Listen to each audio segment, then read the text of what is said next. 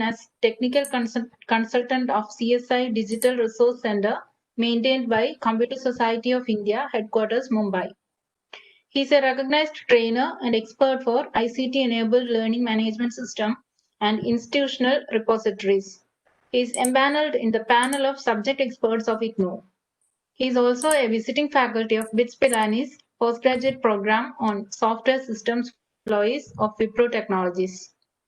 He is an author of the book Problem Solving and Computer Programming Using C, published by University Science Press, India.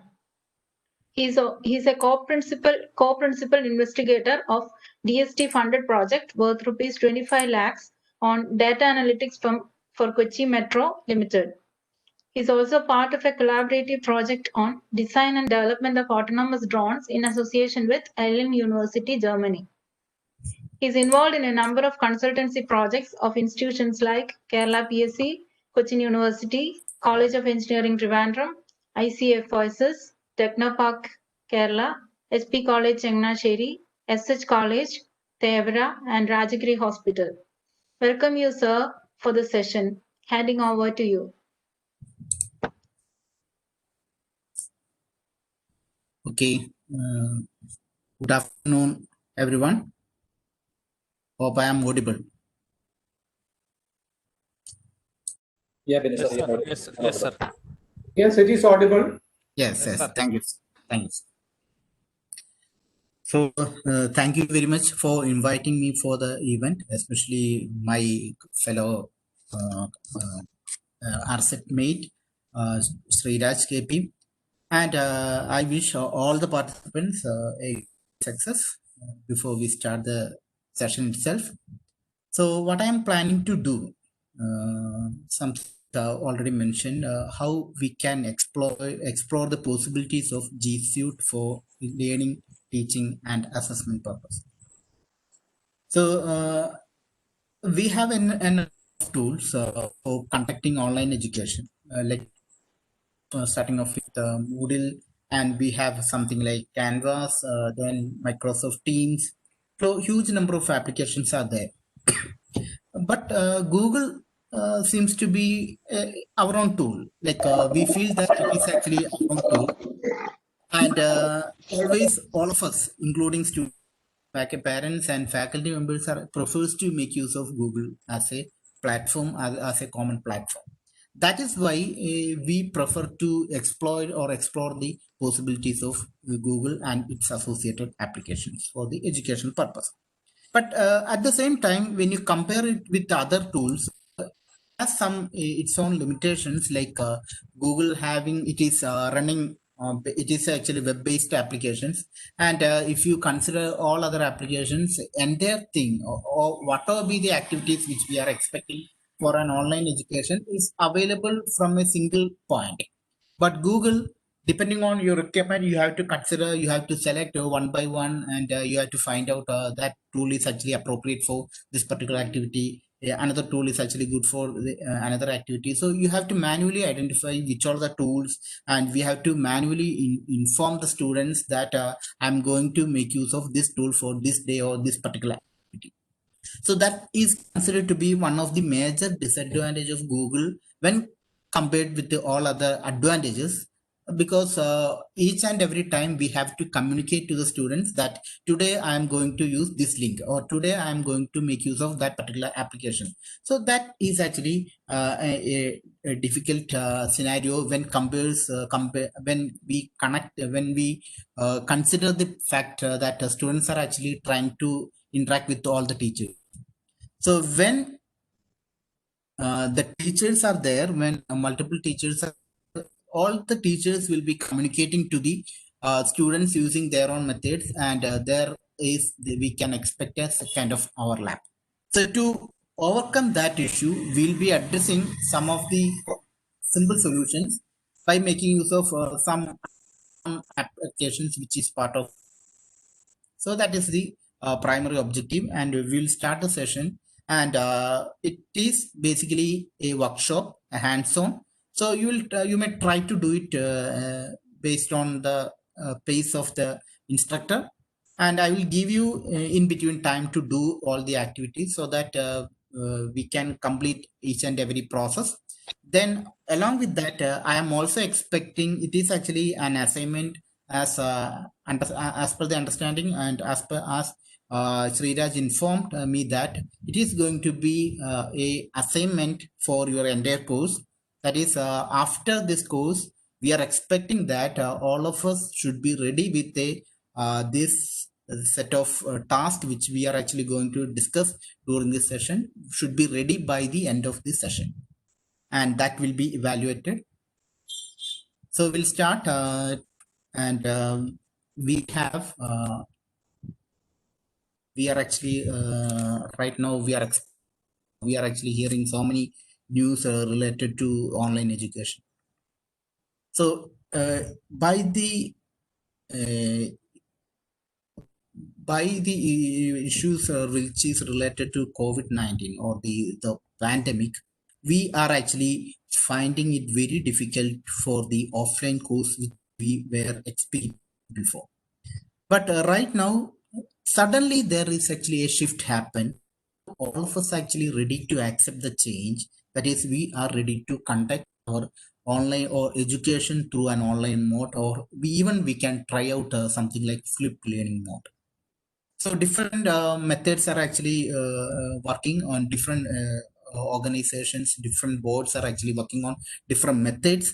Like IT at the school is actually working with Victor's channel. Then CBSE having their own best mechanism. And if you consider different schools and colleges, they are actually also working on that particular thing. So I'm very happy that polytechnic teachers are actually also working on that line. The online education, how to conduct online education. So we have a number of options, and which one is actually the best option? That is actually trial and error method, and only after exploring the possibility, then only we'll be able to identify which one is actually best for your scenario. So we are actually trying to introduce a number of models or methods, and you try to adopt, and if it is working, then modify, and you can make use of in for your educational activities. So in a traditional educational system, we have something like we have teaching, then we have the learning, and we have assessment. These processes are there. And in teaching, in a traditional environment, teaching means we always faced something like experience, something like we have a classroom, and within the classroom, we have a number of students, and teachers or the particular subject instructor will be demonstrating or lecturing the content, and the students are actually taking that content and going back home, and they do some homeworks and come back to the class for the next session. That is actually our common practice.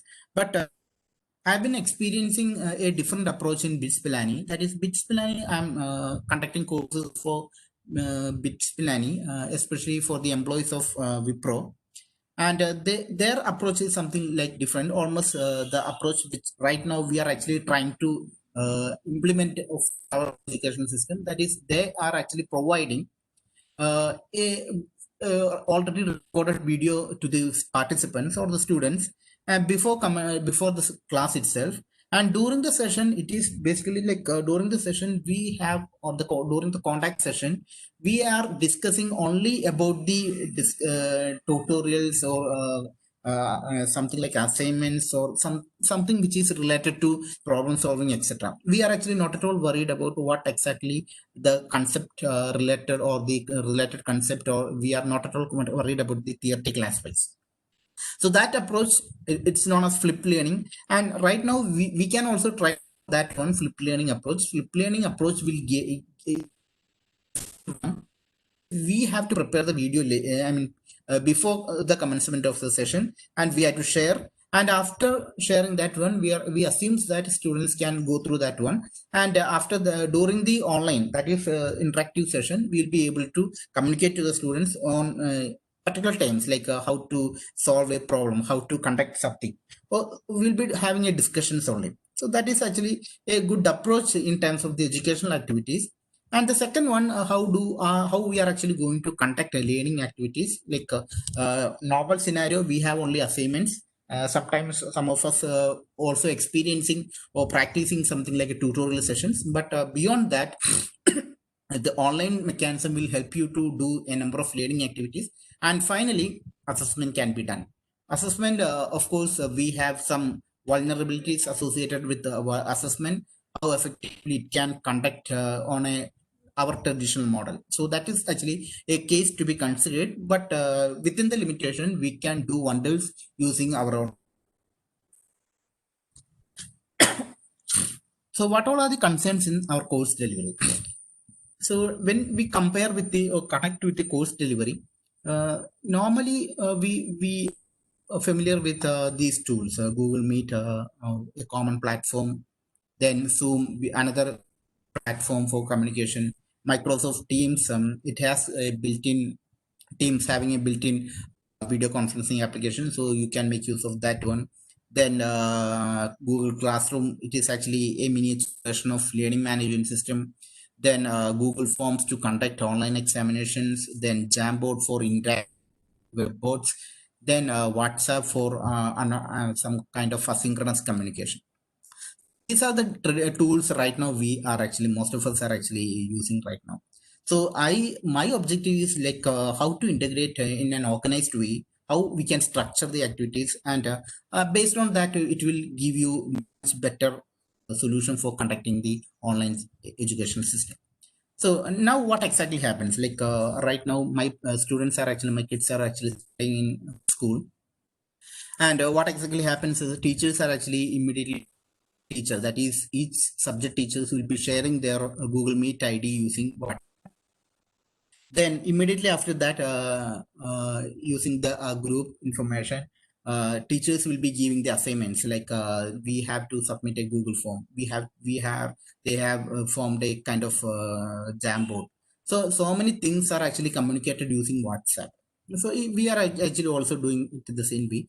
But unfortunate thing about WhatsApp is actually immediately once you place something, you'll be getting huge acknowledgement information, that is okay ma'am, very good ma'am, I will do ma'am, something like that. So the major point is that immediately after putting the main message, we can see that some acknowledgement, and there is a possibility that we will miss. And it may happen if the number of subjects are very high and we have only one group, otherwise we have to maintain multiple groups. So it's not a proper way to maintain an academic structure. So what else, what we can do? So that is the why we are actually exploring the other option, that is building your own custom learning management system using Google Apps. Okay, so if those who are actually experienced Moodle know that the advantages of Moodle, everything whatever you need, that will be available in the Moodle. But in this case, Google having their own disadvantages, like each and every applications having their own links, so it is not easy to integrate together. So we are actually trying to accommodate a particular tool which is not familiar to us, and using that tool we will be able to develop our own a learning management system for your department, for your college, or your course itself. So learning management system is like we have something like a has basically three modules, like teaching, learning, and assessment. And this will help you to monitor everything from a single point. That is the main advantage of learning management system.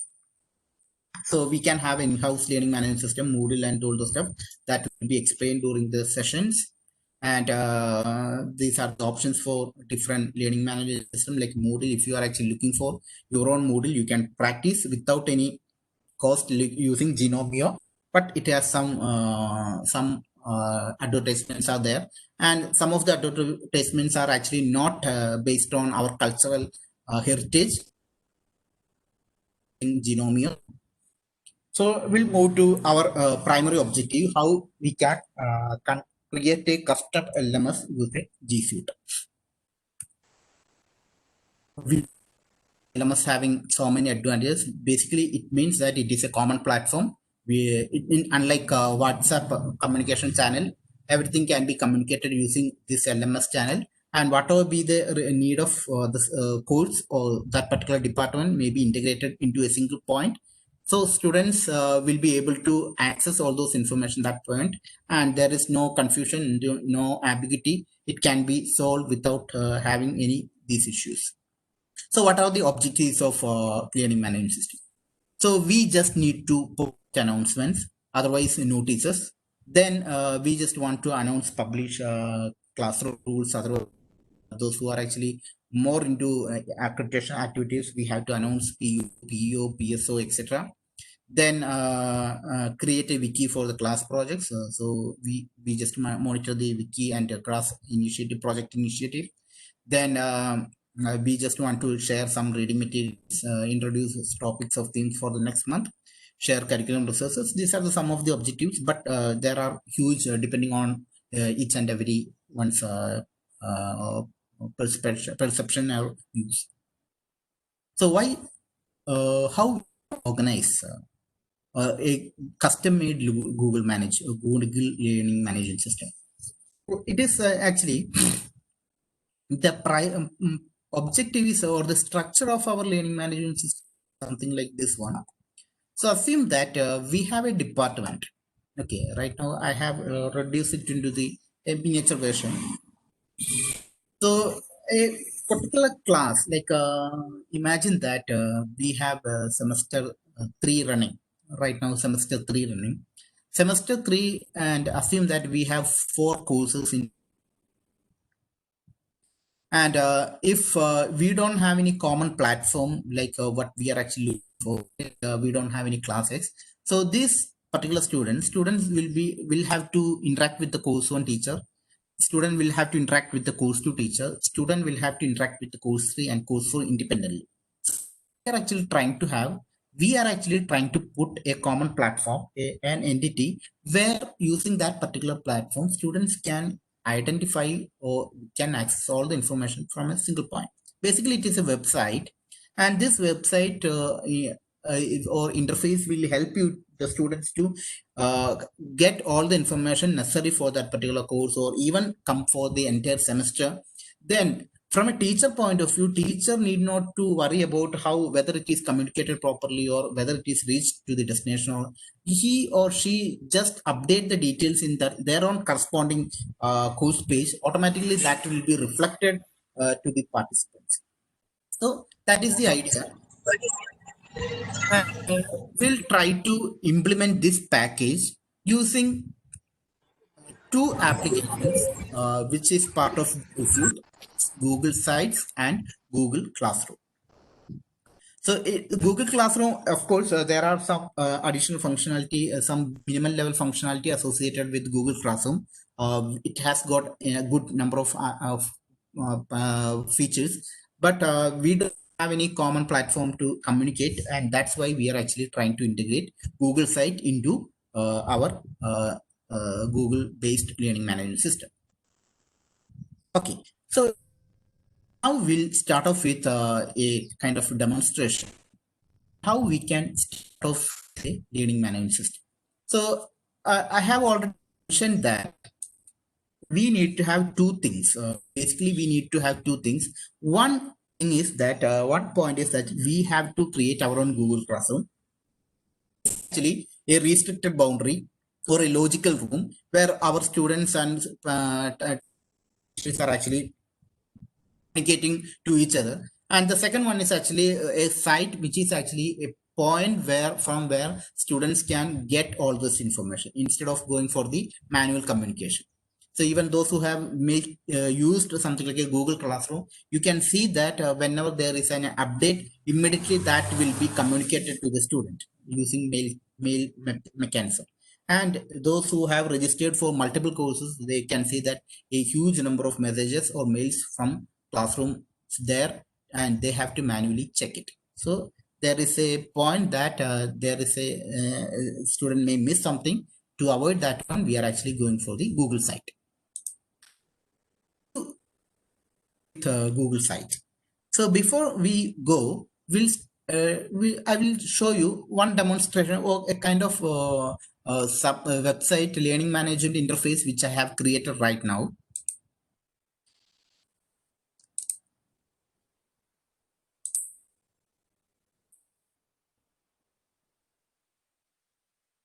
You can see it, right?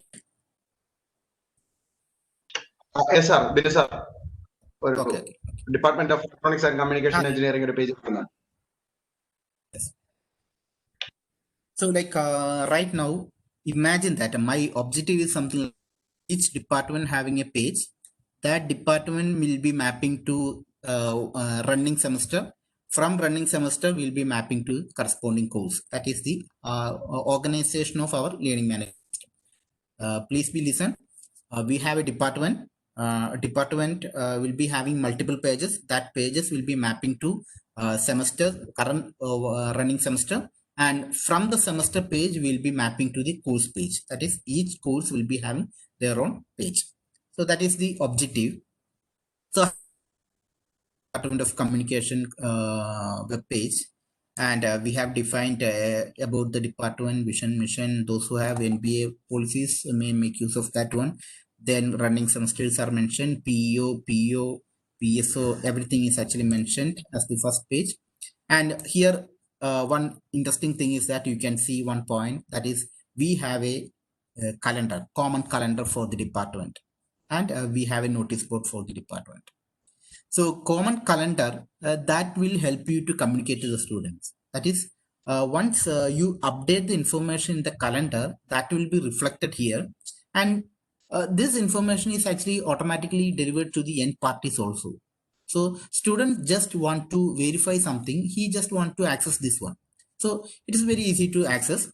Then I have I am semester 5 data. So when I click on semester 5, I'll be redirecting to 5th semester, Department of Electronics and Engineering, Electronics and Engineering. And here I can find courses which is mapped to this particular semester. So, I mean, 1 or 2 courses are actually placed here. And from this point, I can access my personal course, computer networking. And from this course, I'll be able to find my all course related information, course objective, link to Google Classroom, and my course calendar. Then I have got the course information sheet. Right? A course information sheet where I have all the information which is related to NBA related activities. Then there is a provision for sharing the resources, and there is a provision to share the video lectures. And then there is a provision to share add-on things. Okay. So those who are actually experienced learning management, traditional learning management system, know that all these things are actually there in the learning management system. But in Google, it is a bit tough. That's why we are actually trying to make use of this modified version. So this is our objective. Like we have to create a department page. From the department, we have to create a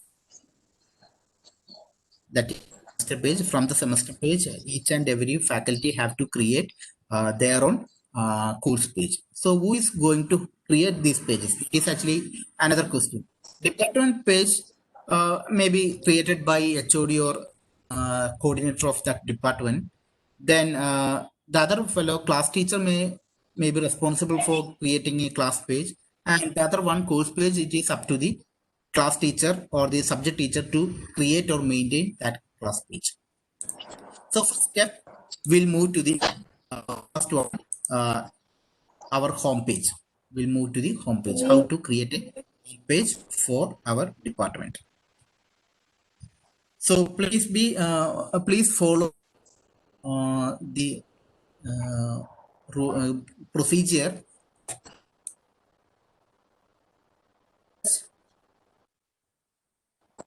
Sriraj.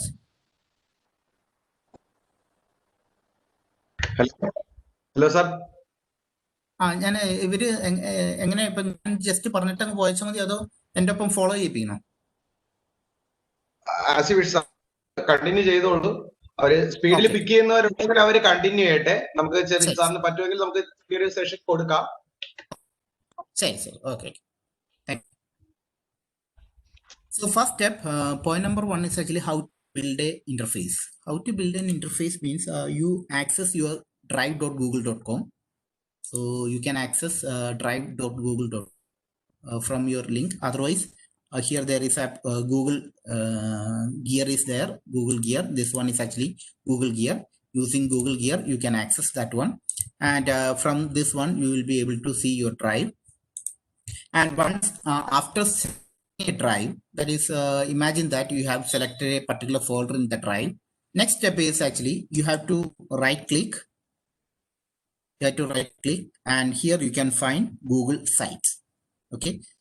The point is very simple. You have to identify your particular which we are actually going to share, and within that folder we have to create a Google Site application. Okay. So I am going to create a site for our department.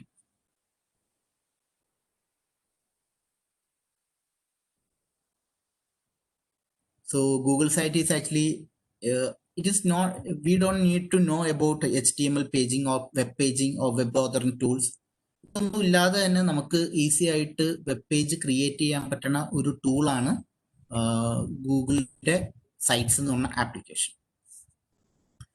So step number one, once after creating a particular Google site, automatically it will create a template site. നമ്മൾ Gmail അല്ലെങ്കിൽ something like Google docs എടുക്കുമ്പോഴൊക്കെ അല്ലെങ്കിൽ ഏതെങ്കിലും app ഇത് work ചെയ്യുന്നു. So it has got a number of themes, minimum number of themes are there. So we have simple themes, we have something like a vision theme, we have else. So it is up to you to identify the right one. So here I am going for phase one, the first one. Then first step, you have to provide the name for the site. So imagine that I am going to develop the site for electronics and communication. So here I am going providing the name DEC if it is for the department. If it is for the college, you can provide the name such like that. Then what you have to do is you have to provide the title of your website. So title means here you have the option to change the font size. There is a limitation. HTML limitations are there. It is not similar to your Word application where you can have multiple font size, font type, etc. But here there are some limitations. But still there are some options to customize. So what I am going to do is I am putting a message like Department of Electronics and Communication. So now it is a bit awkward. It is making use of the title, that is the big font type. So I can reduce it to a small one, Department of Electronics and Communication. Then there is an option to drag and drop. I can resize.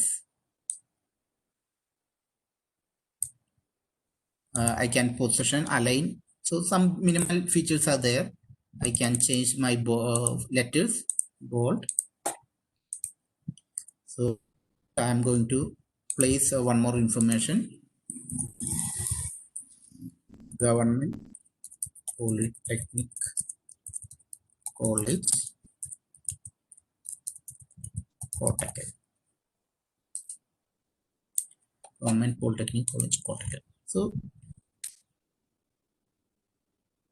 base information, and if you want to change the image, you can upload the image. Otherwise, you can select the image. So search academic.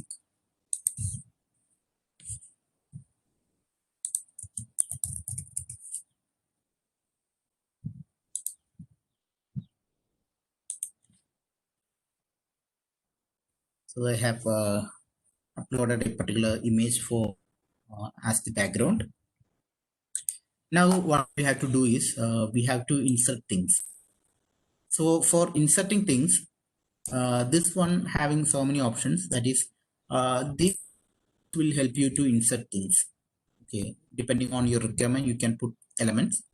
So what are the things which we have updated, we can make use of that options. So this one default layouts.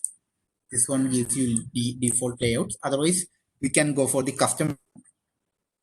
Right now we'll go for the custom one. That is, imagine that the same thing about department, and so for that you may use text box, the topmost one, and and and you can use the existing one, existing content.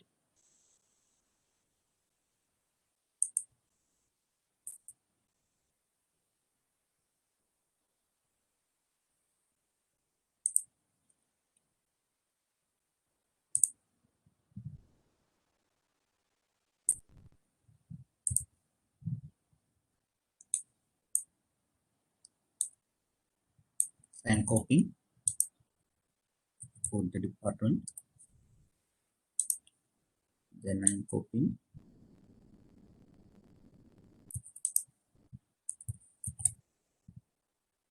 So I just want to modify the field, so I can do like that. So it's a simple drag and drop method. And next one is actually somewhere here I have to place my calendar. Okay. Here I am going to place my calendar. Okay, one portion of your website is ready. We have updated some information, and this portion which we are actually going to update something with a calendar. So this is going to be a critical thing, how we can have a calendar, or how we can place a calendar from your calendar, Google Calendar. So Google Calendar is actually an application. You can find application, Google Calendar application from the Google Drive. You can see the calendar here. Using Google Calendar, you will be able to access Google Calendar. And after accessing Google Calendar, you will be able to see multiple calendars as part of your system.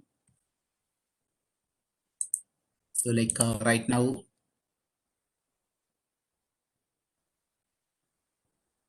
I have got a set of calendars. So I have got a calendar like this one.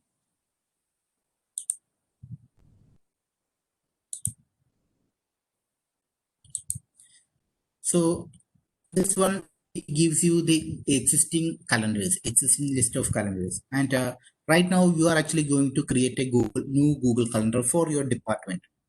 So for that, you can make use this option, other calendars option. Within this particular option, this create is actually only for adding the events, and for creating a calendar, you have to make use of this option, create calendar. Click on create calendar, and you have to click create new calendar.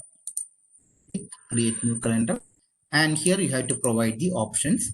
So our calendar name is DEC Kottakkal. You may provide a description and save the calendar. Create new calendar.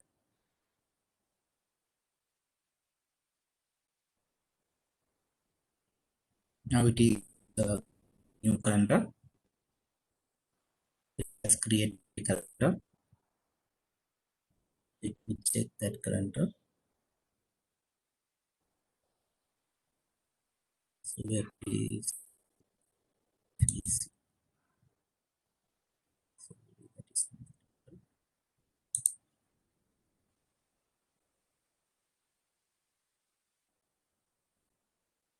okay.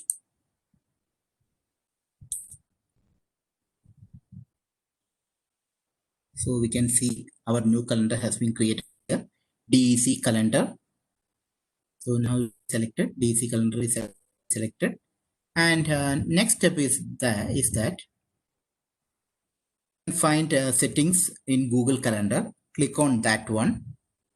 There is an option to settings and sharing. Click on that, settings and sharing. So you will be redirected to this page. That is where you can modify your calendar settings. And what you have to do is, here there is an access permission. You have to modify that access permission. Click here and make it once which is updated in the calendar will be available to public. Okay, anyone who is having access to this calendar or the UID is there, URL is there, we can easily ensure that that is communicated to the that particular fellow. Okay, that is actually the thing or the point which we have to do. After creating the calendar, we have to modify that calendar. That is, permission has to be modified, make available to public. After that, you just need to you have updated all those details, necessary details. If you want to add a multiple faculty for processing of information in the department calendar, you can add people here. That is, along with the HOD, QSC people, or somebody who is part of documentation may be also permitted to add information. Then you can use this option, add people.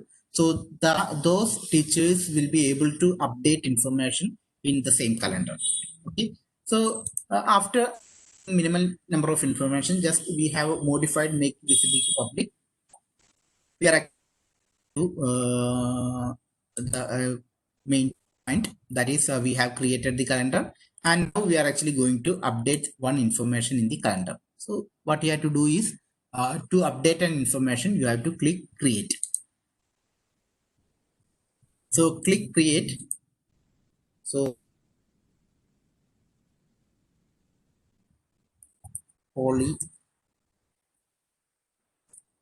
Polytechnic classes begin on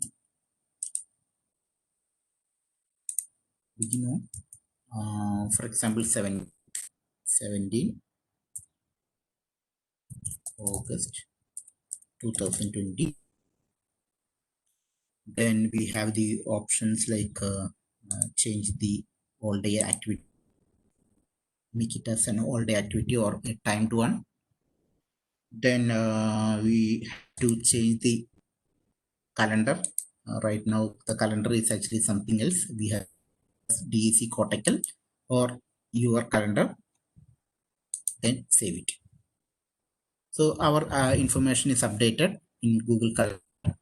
So basic information, we have created a Google Calendar, and within that Google Calendar we have updated one information. And now we are actually coming back to our page, Google site page.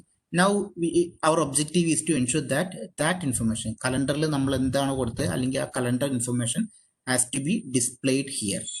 Okay, so for displaying the calendar, or option, we can try this calendar option from this tool set. Otherwise, we can make use of placeholder. What will be the point? You can make use that point. And what you have to do is you have to click on calendar. Other option is also right. You have to find the right calendar. So if you have enabled the calendar for the public view, then only you can see your calendar listed in this case. Now, because DEC Cortical, we have raised the permission levels, then that's why we have got this access. Now, anyone can access DEC Cortical website or Cortical calendar or that particular electronics department in the calendar access and permission we can see that particular thing, then we can place it here. Okay, so if you want to reposition, you may reposition.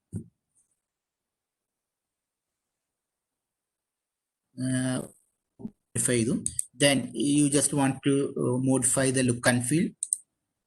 That is show date, navigation buttons, view selection. You will modify accordingly.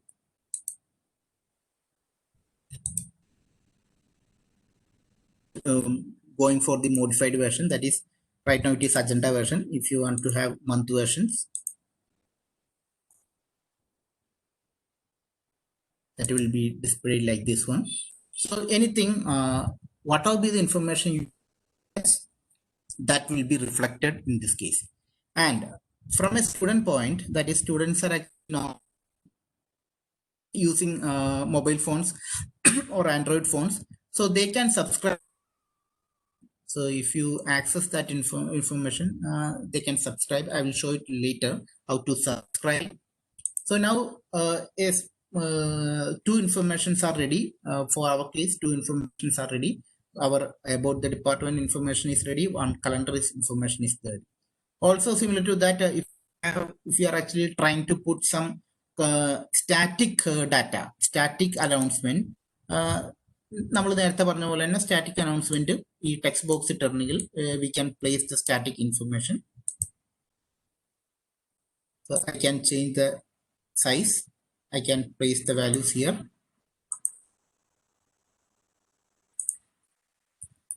Announcements. So using this one, I can place this static announcements and general catalog announcements. So that can be done.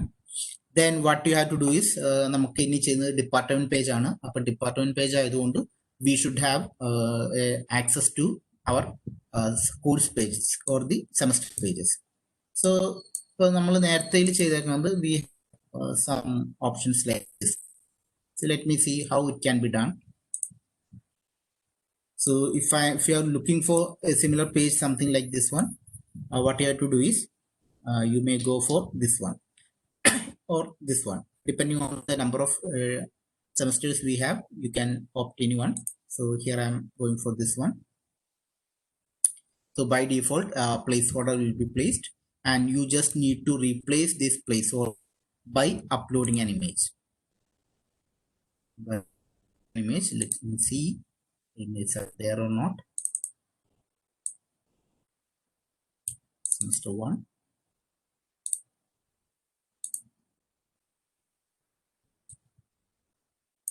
Semester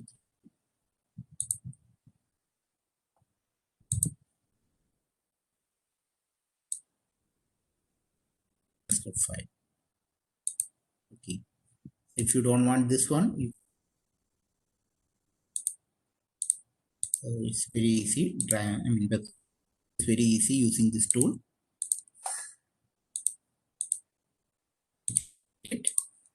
Then if you want to resize, you can resize. Then you have to link. If you click on page number semester 1 page, it has to map to page number 1, page number 3, and page number 5. So that means you have to ensure that your pages are ready. So for that, we'll do the next thing. Our home page is ready. Now we'll do with creation of our pages for courses, pages for semester. So we'll stick to one sem page because we have some time limitations. So come back to the top side of your sites. Here you can find insert. Insert means normal toolboxes. Then we have the pages. In pages, there is a provision to add new pages. Okay, this one will help you to have new pages.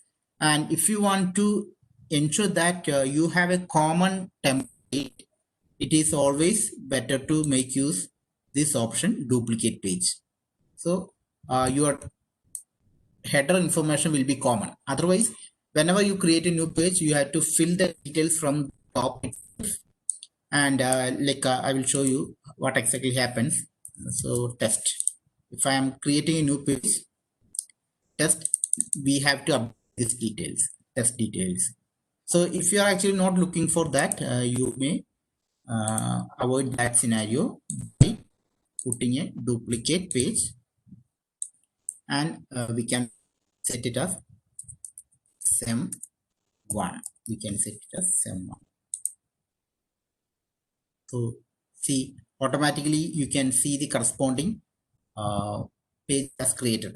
Menu has created in the page itself. That is directly at the top side you can find the sem page. And if you want to have a menu driven kind page, you can make a duplicate page. Semesters. Right now you can see that it has created 3 different pages, and you just want to ensure that it should be part of the previous one. So make it as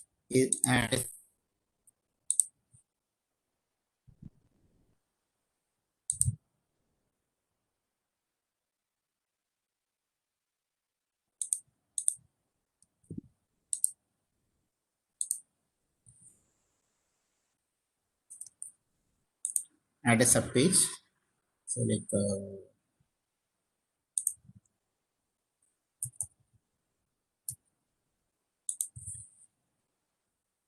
like under semester you can find someone. So if you are looking for menu driven one, you just create it in that way. Otherwise the second option will help you. So this case we will stick to the base option. So we are removing the other options. So we have only home and someone. Okay. So someone, since we have copied the information, we have all the existing information. So we just want to remove the existing content. We are actually removing the existing contents. So we have a blank page right now. Now the next point is, what all are things to be placed here? This someone information will give you, it is actually, the objective is very simple. It is actually giving the courses which is part of semester 1. What all are the courses which is offered for the semester to be displayed here. So for that, we have to again come back to the tools box, tool page. Depending on your option, you can select any of these options. So here I am going for this option, subject 1. And if I have the subject,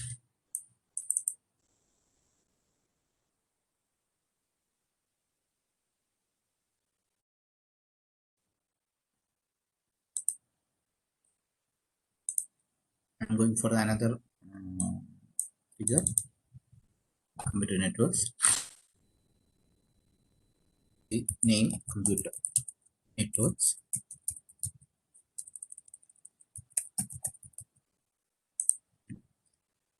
Faculty in charge.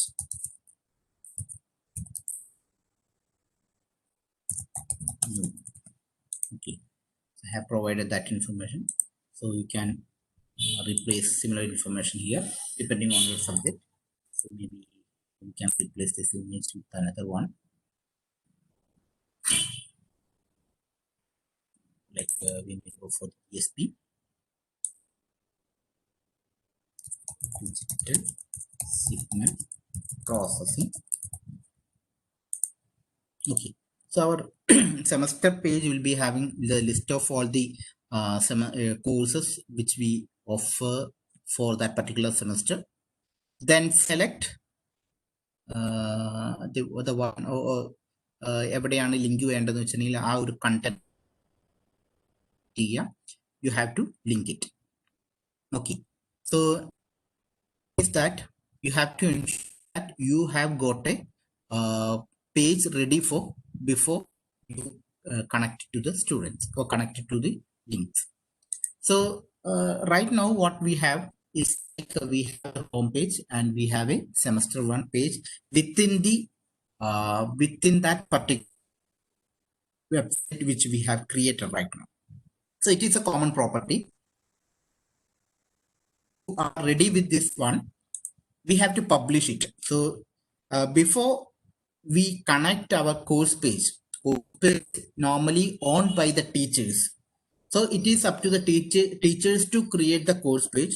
So we'll discuss it later. Right now we'll look at that how to publish our department page and how to publish all the things, all the contents which we have added into the website and make it available to the public. So here we have an option like publish option, and this one, another option, share option, and this option will help you to share permissions, share the permissions. So before we publish, if you want to add multiple to permit to, like this department page may be modified by I mean, we can permit HOD. Along with the HOD, we can ensure that one faculty may be also part of that activity. And semester 1 page means that course page, class teacher should be part of that activity. So we can add multiple teachers here to add functionalities. then there is actually an option to change, that is who is going to see your website. Okay, so by default we have some limited option, that is it won't be available to public because it has restricted within our boundary. So we have to change this option and make it as public. Okay, restricted in Rajagiri Engineering College, otherwise public. So we have to make it public, and it is a viewer option, and done. This is number first step before publishing anything. We have to ensure that we have the share button option enabled, and if you want editors we can add, then we have to change the links here and make it as public here. Click here, public, and done. That means it is visible using that link, it is visible to everyone. Then you publish it. So here we have to provide the name of your website. So like a DEC, I am providing DEC. Then publish it.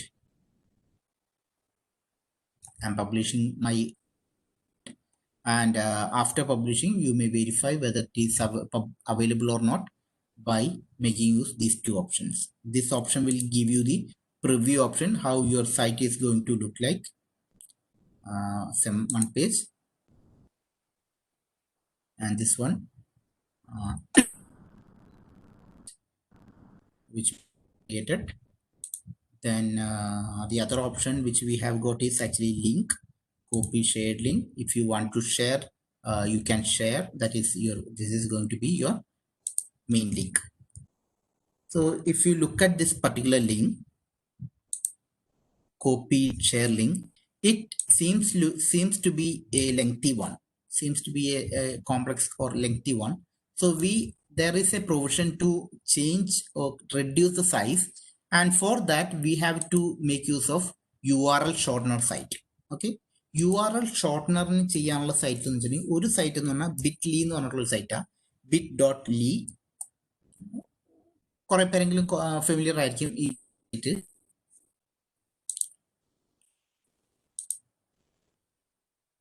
Google account ഉണ്ടെങ്കിൽ അത് വെച്ചിട്ട് നമുക്ക് login ചെയ്യാം bit.ly.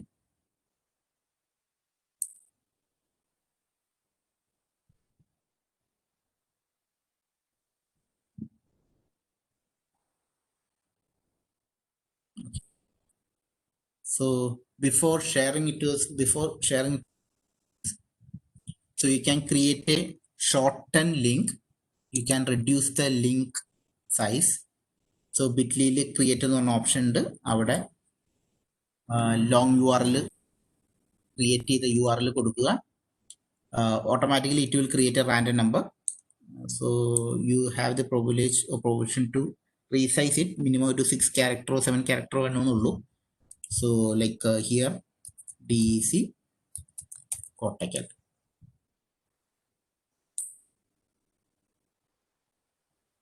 Link has been created. So our link ready. Now our link is very small one, DEC Cortical. It will direct to the page.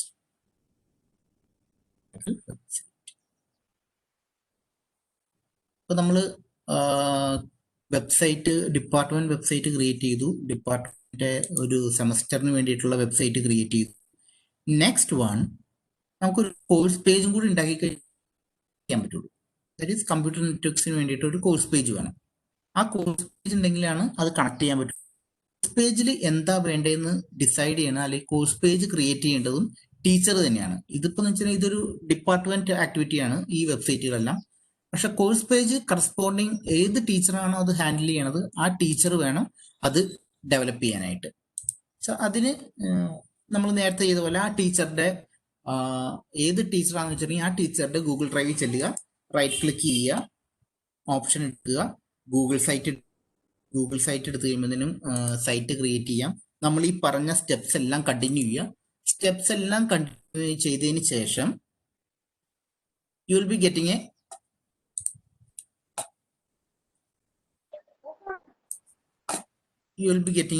Google site, right? ഇവിടെ ഞാനൊരു already create ചെയ്തിട്ടുണ്ട്. My website is actually computer networking. So whatever be the information which you want to publish, that can be put in your course page. ആ teacher develop ചെയ്ത course പേജിൽ എന്തൊക്കെയാണോ ആവശ്യമുള്ളതെന്ന് വെച്ചിട്ടുണ്ടെങ്കിൽ നമ്മളുടെ communication സാധനങ്ങളൊക്കെ ഇടുക. പിന്നെ ഇതുപോലെ കോഴ്സ് കലണ്ടർ ഇടാം. കോഴ്സ് കലണ്ടർ ഇടണമെങ്കിൽ നമ്മൾ ശ്രദ്ധിക്കേണ്ടത് നമ്മുടെ ക്ലാസ് റൂമിൻ്റെ അകത്ത് whenever you create a new Google Classroom, by default ഒരു ക്രിയേറ്റ് ചെയ്യും. നമ്മൾ ക്ലാസ് റൂം എടുത്ത് നോക്കി അറിയാൻ പറ്റും. അതിൻ്റെ അകത്ത് by default it will create a new calendar using the name of the class itself. So what you have to do is we have to ensure that that calendar also reflected in your calendar application. calendar.google അത് വന്നിട്ടുണ്ടാവും. അതിൽ നേരെ പറഞ്ഞ പോലെ things മാറ്റി ഇത് make a shareable link ആക്കുക. Get it as a shareable link, make it as a public link. അത്രയും ചെയ്ത് കഴിഞ്ഞിട്ടുണ്ടെങ്കിൽ whatever be the information you update in classroom, that will be reflected in calendar. That calendar information will be available to the public. അപ്പോൾ automatically ഈ calendar നമ്മളിവിടെ എന്തൊക്കെ കൊടുത്തു കഴിഞ്ഞാലും ആ കലണ്ടറിൽ നിന്നുള്ള ഡാറ്റ ഇവിടെ ഒന്ന് പുഷ് ചെയ്തു വന്നോളൂ. Okay, so that is actually one point you have to keep it in mind. Then the next thing is that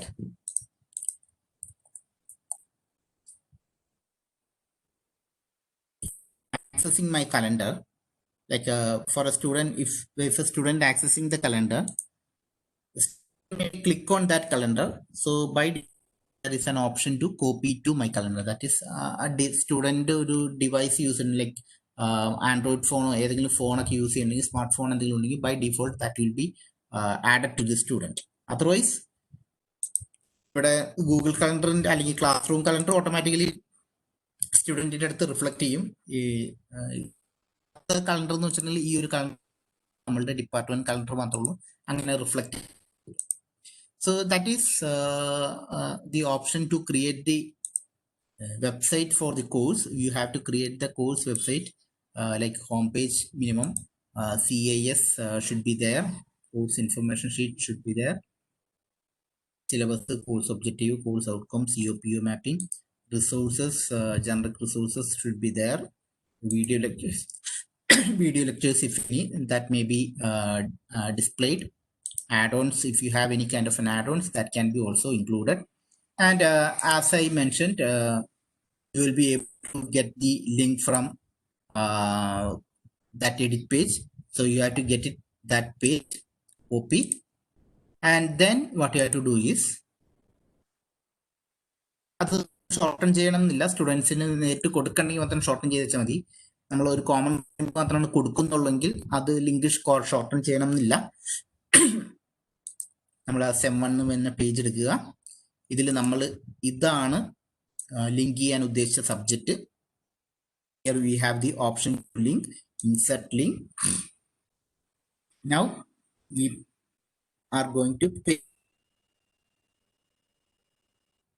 Okay, already ഒരു പേജ് കോഴ്സ് പേജ് എല്ലാം ഉണ്ടാക്കിയതിന് ശേഷം അതിൻ്റെ പബ്ലിഷ് ചെയ്ത ഇവിടെ നിന്ന് കിട്ടിയ link, this link placed and applied. Now we may verify whether it is functioning or not.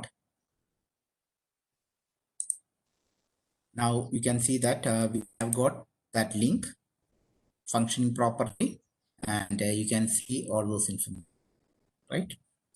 So that is how we can build our classroom or the learning management system using Google Site. A simple method with the help of your Google Sites to create a Google Classroom. Okay, do you have any doubts?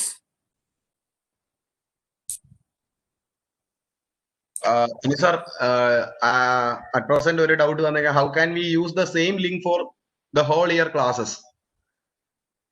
Same link എന്ന് വെച്ചിട്ടുണ്ടെങ്കിൽ അത് ഏത് സാറേ? ഈ വെബ്സൈറ്റിന്റെ link തന്നെ ആയിരിക്കണം. I think Anoop സാറാണ് ചോദിച്ചാൽ. Let me Anoop sir online ഉണ്ടോ? Hello Anoop sir. How we can use the same link for all year classes. ഈ ലിങ്ക് മേക്ക് യൂസ് ചെയ്ത് വെച്ചാൽ മതി. നമ്മൾ ആ പേജ് അപ്ഡേറ്റ് ചെയ്തുകൊണ്ടിരുന്ന വെച്ചാൽ മതി. വേറെ പ്രശ്നങ്ങളൊന്നുമില്ല. ലിങ്ക് വൺസ് ക്രിയേറ്റ് ചെയ്തിട്ടുണ്ടെങ്കിൽ ആ ലിങ്ക് അവിടെ ഉണ്ടാവും. ബിറ്റ്ലി ലിങ്ക്, ബിറ്റ്ലി ആയാലും നമ്മൾ വെബ്സൈറ്റിലെ ലിങ്ക് ആയാലും എപ്പോൾ വേണമെങ്കിലും എഡിറ്റ്. സാർ ആ short URL steps sir chat box കാണുന്നുണ്ടല്ലേ?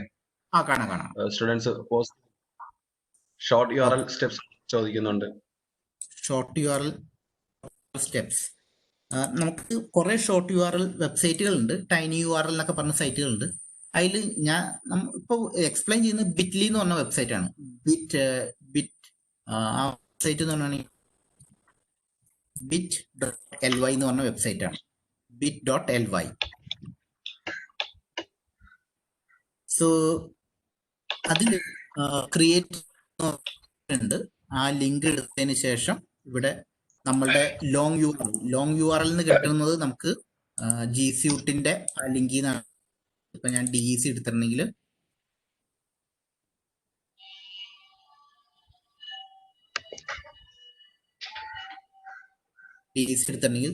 നമ്മൾ പബ്ലിഷ് ചെയ്ത് സെറ്റിങ്സ് ചെയ്തിട്ടുണ്ടെങ്കിൽ URL ലിങ്ക് ലോങ് URL ഈ ഷെയർഡ് ലിങ്കിൽ നിന്ന് കിട്ടും. ആ ലിങ്ക് കോപ്പി ചെയ്യുക, ഈ ബിറ്റ്ലിയുടെ അവിടെ പേസ്റ്റ്, ലോങ് URL അവിടെ പേസ്റ്റ് ചെയ്യുക. അത് കഴിയുമ്പോൾ ഓട്ടോമാറ്റിക്കലി ഇതൊരു സ്മോൾ റാൻഡം URL ജനറേറ്റ് ചെയ്യും. അതിനെ റീപ്ലേസ് ചെയ്യാനായിട്ട് നിങ്ങൾക്ക് ഒരു ചെറിയൊരു URL മിനിമം 6 ലെറ്റർ എന്തോ വേണമെന്നുള്ള ഒരു റൂൾ ഉണ്ടെന്ന് മാത്രമേ ഉള്ളൂ.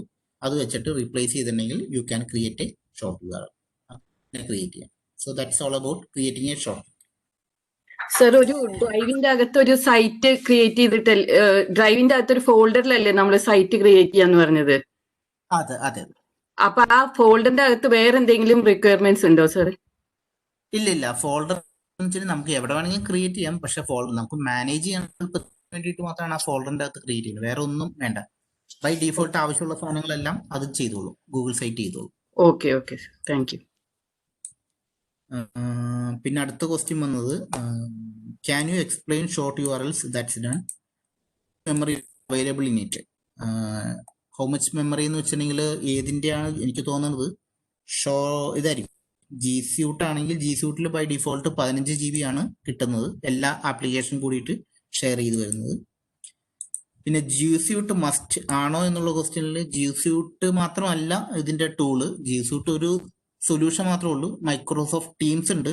ഇതുപോലെ നമുക്ക് സബ്സ്ക്രൈബ് ചെയ്യാം. ഓർഗനൈസേഷൻ സബ്സ്ക്രിപ്ഷൻ ഉണ്ടെങ്കിൽ മൈക്രോസോഫ്റ്റ് നല്ല സാധനമാണ്. മൈക്രോസോഫ്റ്റ് എന്ന് വെച്ചിട്ടുണ്ടെങ്കിൽ ഒരു ഒറ്റ സിംഗിൾ ഇന്റർഫേസ് ഉള്ളൂ, എല്ലാം കൂടി അതിൽ ഇന്റഗ്രേറ്റ് ചെയ്ത് കിട്ടും. അങ്ങനത്തെ ഒരു അഡ്വാൻറ്റേജ് ഉണ്ട്. സ്കൂൾ ലെവലിലൊക്കെ കുറെ സ്കൂളുകൾ തന്നെ യൂസ് ചെയ്യുന്ന മൈക്രോസോഫ്റ്റ് ടീംസ് ആണ്, കുട്ടികളുടെ മാനേജ്മെന്റ് ഒക്കെ ആയിട്ടുള്ളത്. Gsuite വേണമെന്ന് നിർബന്ധമില്ല. പിന്നെ അല്ലെങ്കിൽ സ്വന്തമായിട്ട് ലേണിംഗ് മാനേജ്മെന്റ് സിസ്റ്റംസ് എല്ലാം മെയിൻറ്റെയിൻ ചെയ്യാം. That is another option. Then how we can link current Google Classroom to course? ഇതിൽ വേറെ നമ്മളൊന്നും ചെയ്തിട്ടില്ല ലിങ്ക് ചെയ്തേക്കുന്നത്. ഇപ്പൊ ഇതിൻ്റെ അകത്തൊരു ഗൂഗിൾ ക്ലാസ് റൂം മറ്റേ ഞാൻ ചെയ്തിട്ടുണ്ട്. Like my original course page, ഒരു ഐക്കൺ എടുത്തിട്ട് പ്ലേസ് ചെയ്ത ആ ഐക്കൺ ഒന്ന് ലിങ്ക് ചെയ്തിട്ടുള്ളൂ. classroom.google.com എന്ന് പറഞ്ഞ വെബ്സൈറ്റ് ആയിട്ട്.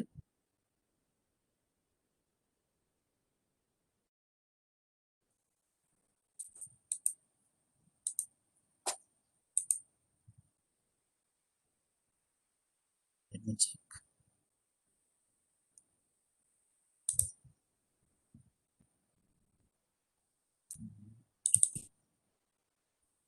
So here we can find that classroom. classroom ആയിട്ട് ക്ലാസ്റൂമിൽ ഒരു ലിങ്ക് നമുക്ക് കൊടുക്കാൻ പറ്റില്ല. ജസ്റ്റ് ഒരു ക്ലാസ് റൂം എന്ന് പറഞ്ഞ ഒരു ലിങ്ക് മാത്രമാണ് കൊടുത്തുള്ളൂ. നിങ്ങൾക്ക് നോക്കിക്കഴിഞ്ഞാൽ മനസ്സിലാവും. ജസ്റ്റ് classroom.google മാത്രമാണ് കൊടുത്തിട്ടുള്ളൂ. പക്ഷെ വേറെ ഒന്ന് ഓപ്ഷൻ നമ്മൾ ജിമെയിലൊക്കെ എടുക്കുന്ന പോലെ തന്നെയാണ് അത് വർക്ക് ചെയ്യുന്നത്. കാരണം നമ്മളുടെ യൂസർ ഐഡിയും പാസ്വേഡ് വെച്ച് ആ ലിങ്ക് ഇട്ട് യൂസർ ചെയ്യുമ്പോഴത്തേനും നമ്മൾ മാപ്പ് ചെയ്തേക്കുന്ന കോഴ്സുകൾ മാത്രമാണ് ആ ഒരു ഇൻഡിവിജ്വലിന് കാണുള്ളൂ. അപ്പൊ അതിൽ ജസ്റ്റ് ആ ലിങ്ക് കൊടുക്കുക കഴിഞ്ഞിട്ട് അതിനൊരു വലിയ റെലവൻസ് ഇല്ല. പിന്നെ ഉള്ളത് Gsuite അക്കൗണ്ട് വേണോ അതോ personal mail account? Gsuite account ഉണ്ടെങ്കിലാണ് നമ്മൾ പല കാര്യങ്ങളും നടക്കുകയുള്ളൂ. പ്രത്യേകിച്ച് ക്ലാസ് റൂമിന്റെ അകത്തുള്ള ഒരു കോമൺ മീറ്റിംഗ് ഐഡി ഒക്കെ വരും. ഇപ്പം ഗൂഗിൾ ക്ലാസ് റൂം യൂസ് ചെയ്യുമ്പോഴത്തേനും ഇവിടെ ഒരു മീറ്റ് ID വരുന്നുണ്ട്, ഗൂഗിൾ മീറ്റ് ID. അല്ലെങ്കിൽ നമ്മൾ വെച്ചിട്ടുണ്ടെങ്കിൽ എപ്പോഴും മീറ്റ് ഐ ഡി ക്രിയേറ്റ് ചെയ്ത് സ്റ്റുഡൻസിന് ഷെയർ ചെയ്യണം. ഈ ഒരു meet I D by default Google class റൂമിൽ വന്ന് എടുക്കും. അങ്ങനത്തെ കുറെ പർട്ടിക്കുലർ ഫീച്ചേഴ്സ് എല്ലാം ഈ ഗ്രൂപ്പ് അല്ലെങ്കിൽ Gsuite അക്കൗണ്ടിൽ മാത്രമേ ഉള്ളൂ. മീറ്റിൽ റെക്കോർഡ് ചെയ്യണമെങ്കിൽ Gsuite അക്കൗണ്ട് ഉണ്ടെങ്കിൽ മാത്രമേ പറ്റുള്ളൂ, അല്ലാത്തവർ റെക്കോർഡ് ചെയ്യാൻ പറ്റില്ല. Sir, on which platform have you uploaded your video lectures? Video lectures upload ചെയ്തത് യൂട്യൂബിൽ തന്നെയാണ്. അല്ലാതെ വേറൊരു പ്ലാറ്റ്ഫോമിനെ പറ്റി ചിന്തിക്കേണ്ട ആവശ്യമില്ല. അല്ലെങ്കിൽ പിന്നെ ചെയ്യാവുന്നത് നമ്മളുടെ സ്വന്തമായിട്ട് ഡ്രൈവിൽ കീപ്പ് ചെയ്യാം. യൂട്യൂബിൽ 2 ഓപ്ഷൻ ഉണ്ട്, പബ്ലിക് ഉണ്ട്, പ്രൈവറ്റ് ഉണ്ട്. പ്രൈവറ്റ് ആയിട്ട് സെറ്റ് ചെയ്തിട്ടുണ്ടെങ്കിൽ സെർച്ച് ചെയ്യുമ്പോഴൊന്നും കാണില്ല, പക്ഷെ നമുക്ക് ലിങ്ക് ചെയ്ത് കൊടുക്കാം, വെബ്സൈറ്റിൽ ലിങ്ക് ചെയ്ത് കൊടുക്കാം. അപ്പം ആ ലിങ്ക് യൂസ് ചെയ്യുന്നവർക്ക് മാത്രമാണ് കാണാൻ പറ്റുള്ളൂ. വേറെ എല്ലാ ഫംഗ്ഷനാലിറ്റിയും അതുപോലെ തന്നെ യൂട്യൂബിന്റെ വർക്ക് ചെയ്യും. യൂട്യൂബിന്റെ അഡ്വാൻറ്റേജ് എന്ന് വെച്ചിട്ടുണ്ടെങ്കിൽ ഇത്രയും ഫ്രീ ആയിട്ട് അത്രയും സ്റ്റോറേജ് തന്നെ വേറൊരു ആപ്ലിക്കേഷൻ അതുകൊണ്ടാണ് യൂട്യൂബ് ഫോളോ ചെയ്യുന്നത്. Next question, how can we link classroom to course website? അത് ഓൾറെഡി മെൻഷൻ ചെയ്തു. Could you explain the linking of course in the main page? Okay, I will do. Gsuite free ആണ്. Gsuite free ആണ്. അതിന് ചെയ്യുന്നതിന് മുമ്പായിട്ട് അത് വേണ്ടതെന്ന് വെച്ചിട്ടുണ്ടെങ്കിൽ നമ്മളുടെ ഇൻസ്റ്റിറ്റ്യൂട്ട് ഒരു ഡൊമൈൻ ഐ ഡി വേണം, നമ്മളുടെ വെബ്സൈറ്റ് ഐ ഡി വേണം. ആ വെബ്സൈറ്റ് ഐ ഡിയുടെ എൻഡ് ചെയ്യേണ്ടത് ac.in, edu.in അങ്ങനത്തെ ഒരു വെബ്സൈറ്റ്. അതിനധികം പ്രൈസ് ഒന്നുമില്ല. അത് വെച്ചിട്ട് വൺസ് അത് അക്വയർ ചെയ്തതിന് ശേഷം Gsuite ഒരു രജിസ്റ്റർ എന്ന് പറഞ്ഞ എഡ്യൂക്കേഷണൽ ഓപ്ഷൻ ഉണ്ട്. അപ്പൊ അതിൽ രജിസ്റ്റർ ചെയ്ത് കഴിഞ്ഞിട്ടുണ്ടെങ്കിൽ നമുക്കൊരു Gsuite അക്കൗണ്ട് കിട്ടും. ഒരു 1-2 ദിവസത്തേ ഉള്ളൂ. നമ്മൾ ഇൻസ്റ്റിറ്റ്യൂഷൻ എല്ലാം ഫ്രീ ആണ്. അത് വെച്ചിട്ട് നമുക്ക് സ്റ്റുഡൻസിന് യൂസർ ഐ ഡി പാസ്വേഡ് ഒക്കെ ക്രിയേറ്റ് ചെയ്യാം. അവർക്ക് ജിമെയിൽ ഐ ഡി നമുക്ക് വേണ്ടിയിട്ട് ജിമെയിൽ ഐ ഡി അതിൻ്റെ അകത്ത് ക്രിയേറ്റ് ചെയ്യാം, യൂസേഴ്സിനെ ക്രിയേറ്റ് ചെയ്യാം, എല്ലാം അതിൻ്റെ അകത്ത് ക്രിയേറ്റ് ചെയ്യാം, അവരെ കൺട്രോൾ ചെയ്യാം. പിന്നെ അങ്ങനത്തെ കുറെ ബെനിഫിറ്റുകൾ അതിനുണ്ട്. അതുമാത്രമല്ല ഗ്രൂപ്പ് ഐ ഡികൾ ഉണ്ടാക്കാം, കുറെ ബെനിഫിറ്റുകൾ അതുമായിട്ട് അസോസിയേറ്റ് ചെയ്തിട്ടുണ്ട്. അതൊക്കെ ചെയ്യാമെങ്കിൽ Gsuite വേണം. Then I believe that without hands-on experience we can clear doubts. Sure. I hope I am again giving a session on Friday. So on that day you can ask questions. Before that you try to implement your own pages. YouTube links direct ആയി Google സൈറ്റിൽ കൊടുക്കാൻ പറ്റുമോ? or we should add it into Google Classroom? No problem, we can. നമുക്ക് direct ആയിട്ട് add ചെയ്യണതിന് പ്രശ്നമൊന്നുമില്ല. അത് public ആക്കണ്ടെന്ന് വെച്ചാൽ മതി. പ്രൈവറ്റ് ആക്കിയിട്ടുണ്ടെങ്കിൽ ഞാൻ സെർച്ച് ചെയ്യുമ്പോൾ കിട്ടില്ല, ആ ലിങ്ക് യൂസ് ചെയ്ത് മാത്രമാണ് കിട്ടുള്ളൂ. Gsuite ആഡ് ചെയ്യാൻ എന്ത് ചെയ്യണം? Gsuite ആഡ് ചെയ്യാൻ ഇൻസ്റ്റിറ്റ്യൂഷണൽ വൈസ് ആണ് ചെയ്യാൻ പറ്റുള്ളൂ. അത് അതിനൊരു പ്രൊസീജിയർ എന്ന് വെച്ചിട്ടുണ്ടെങ്കിൽ ആദ്യം നേരത്തെ പറഞ്ഞ പോലെ തന്നെ യൂസർ ഐ ഡി അല്ലെങ്കിൽ ഡൊമൈൻ ഐ ഡി സംഘടിപ്പിക്കുക, രജിസ്റ്റർ ചെയ്യുക. അത് കൂടി വന്ന ഒരു നിങ്ങളുടെ ഒരു ഏജൻസി എന്തെങ്കിലും ഉണ്ടെങ്കിൽ ഏജൻസിയുടെ അടുത്ത് കൊടുക്കുക, അല്ലെങ്കിൽ ഓൺലൈൻ അവൈലബിൾ ആണ്, പേ ചെയ്യുക. അപ്പോൾ EDU കിട്ടും, EDU അല്ലെങ്കിൽ ac.in കിട്ടും. അത് വെച്ചിട്ട് Gsuite ഒരു റിക്വസ്റ്റ് കൊടുത്തേച്ചാൽ മതി. അതിൻ്റെ ഒരു എഡ്യൂക്കേഷണൽ ലിങ്ക് വെബ്സൈറ്റ് ഉണ്ട് സബ്സ്ക്രൈബ് ചെയ്യാനായിട്ട്. അതിൽ കൊടുത്തിട്ട് കൂടി വന്ന് 2-3 ദിവസത്തിനുള്ളിൽ അത് ആക്റ്റീവ് ആയി കിട്ടും. For a static Gmeet link, whether all the participants are in the same domain. Static Gmeet link create ചെയ്യണമെങ്കിൽ ഗൂഗിൾ ക്ലാസ് റൂമിലൂടെ മാത്രമേ നടക്കുള്ളൂ. ഗൂഗിൾ ക്ലാസ് റൂം ക്രിയേറ്റ് ചെയ്യണമെങ്കിൽ ഈ Gmeet ഉള്ള ലിങ്ക് ക്രിയേറ്റ് ചെയ്യണമെങ്കിൽ നിങ്ങൾക്ക് ഒരു ഇൻസ്റ്റിറ്റ്യൂഷണൽ അക്കൗണ്ട് വേണം ഗൂഗിൾ. അത് വെച്ചിട്ട് ഈ പരിപാടി നടക്കും. പിന്നെ അത് സെയിം ഡൊമൈൻ എന്നൊന്നും പറയാൻ പറ്റില്ല. സെയിം ഡൊമൈനിലുള്ളവർക്ക് പെർമിഷൻ ഇല്ലാതെ കയറാം.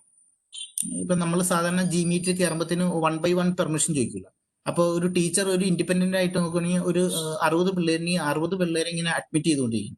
പക്ഷെ Gsuite അങ്ങനത്തെ ഒരു കുഴപ്പമില്ല, അങ്ങനത്തെ ഓട്ടോമാറ്റിക്കലി കയറും. ഇനി പുറത്തുള്ള ഒരു സ്റ്റുഡന്റിന് ജോയിൻ ചെയ്യണമെങ്കിൽ നമ്മൾ അവർക്ക് പെർമിഷൻ കൊടുത്തു കഴിഞ്ഞാൽ കയറാവുന്നില്ല. അവർ ജോയിൻ ചെയ്യാൻ ട്രൈ ചെയ്യുമ്പോഴത്തേനും അവർക്ക് പെർമിഷൻ ചോദിക്കും, അപ്പം സബ്മിറ്റ് ചെയ്ത് വെച്ചാൽ മതി. I think all the participants not familiar with software so need hands-on experience. Is true. How to collect attendance for recorded video uploaded on Gsuite? Attendance recorded വീഡിയോയ്ക്ക് എടുക്കാൻ പറ്റില്ല, പക്ഷെ ഇതിനെടുക്കാൻ പറ്റും. ഗൂഗിൾ മീറ്റ് വെച്ചുള്ള ലൈവ് ലെക്ചേഴ്സിന് എടുക്കാൻ പറ്റും. Is it possible to add Gmail ID in college domain? Yes. Existing Gmail ID college ഡൊമൈനിട്ട് add ചെയ്യാൻ പറ്റില്ല.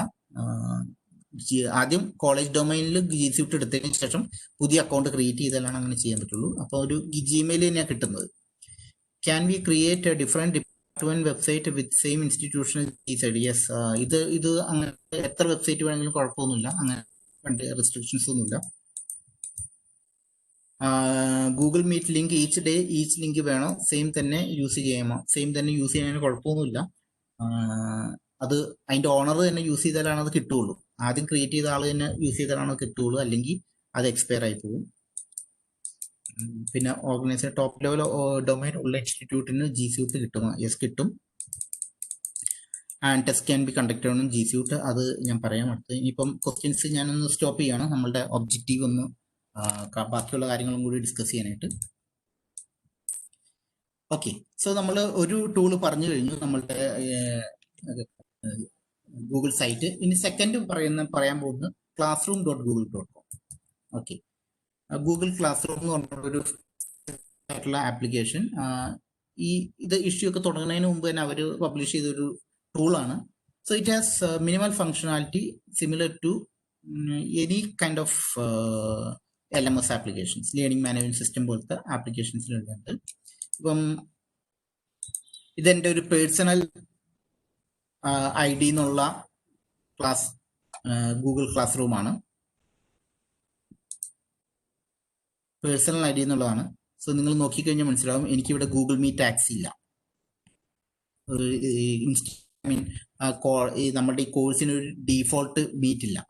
ഇൻസ്റ്റിറ്റ്യൂഷണൽ ഇതിട്ട് ചേഞ്ച് ചെയ്തിട്ടുണ്ടെങ്കിൽ I will be getting similar one. I have a classroom with 53 students. Then if I click on the classwork, I can see that my Google Meet, right? Okay. So now I am going to demonstrate how to create a Google Classroom.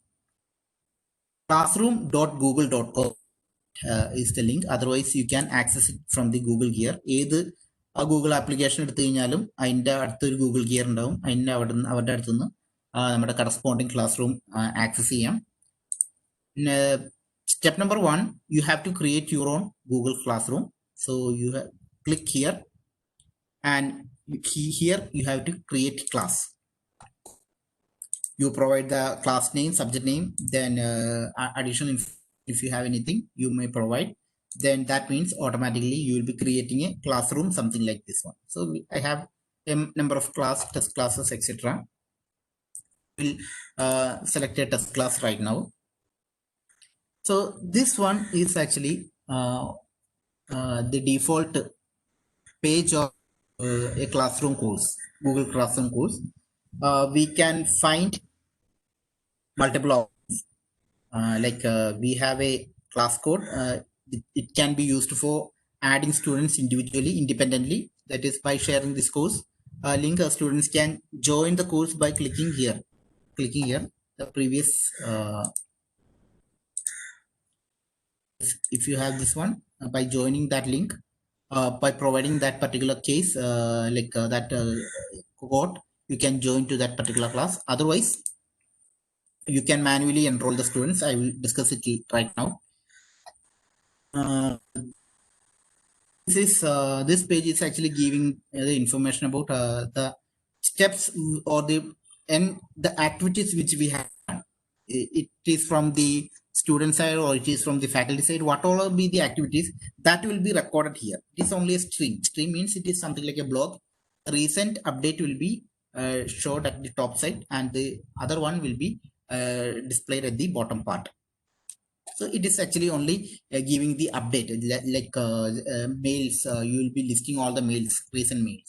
Similar to that, all the activities will be listed. It is only activity tracker. We have got an classwork here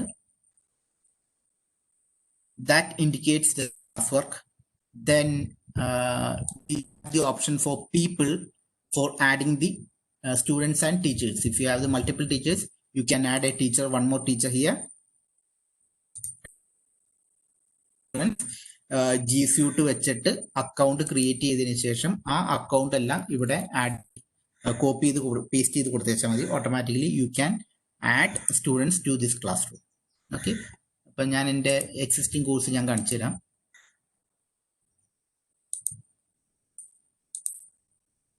ഇതിപ്പം ഞാൻ എൻ്റെ run ചെയ്യുന്ന ഒരു കോഴ്സാണ്. അപ്പോൾ അതിൽ സ്റ്റുഡൻസിനെ you can see all my students. Okay, using their mail IDs I have added, and it has one more property. If I want to mail something, I can select everyone and I can send a common mail to students. So that is the people side. Next one is actually classwork. എന്ന് പറഞ്ഞാൽ ആ ഒരു point ചെയ്യുന്നതിന് മുമ്പ് what you have to do is, we'll come back to the other.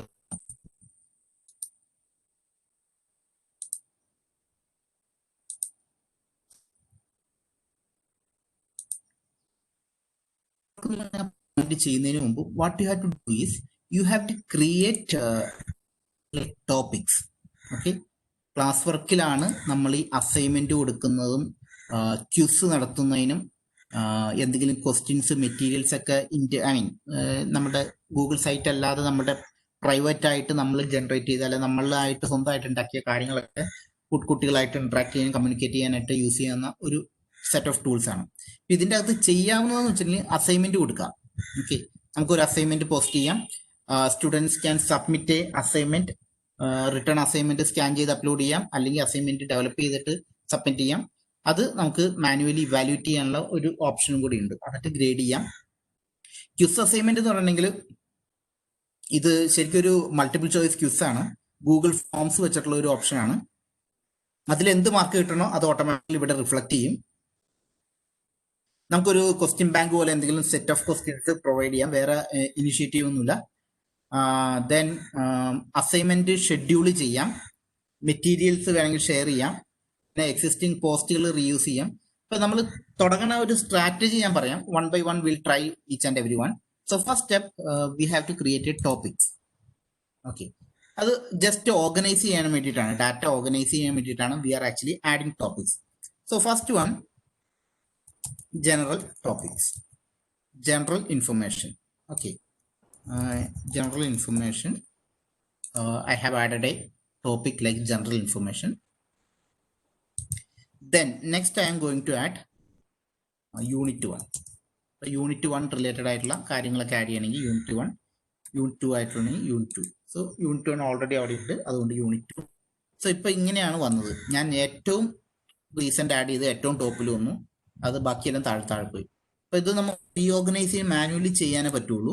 Reorganise ചെയ്യണമെങ്കിൽ move up move down എന്ന് പറഞ്ഞ option ഉണ്ട്. മൂവ് അപ്പ് ചെയ്യാം, യൂണിറ്റ് 1 മൂവ് അപ്പ് ചെയ്യാം, യൂണിറ്റ് 1 മൂവ് അപ്പ് ചെയ്യാം. ഓക്കെ, സോ നമുക്കിപ്പം ജനറൽ ഇൻഫർമേഷൻ യൂണിറ്റ് 1 യൂണിറ്റ് 2 എടുത്തു നോക്കിക്കഴിഞ്ഞാലും അത് ക്ലംസി ആയിട്ട് കിടക്കില്ല.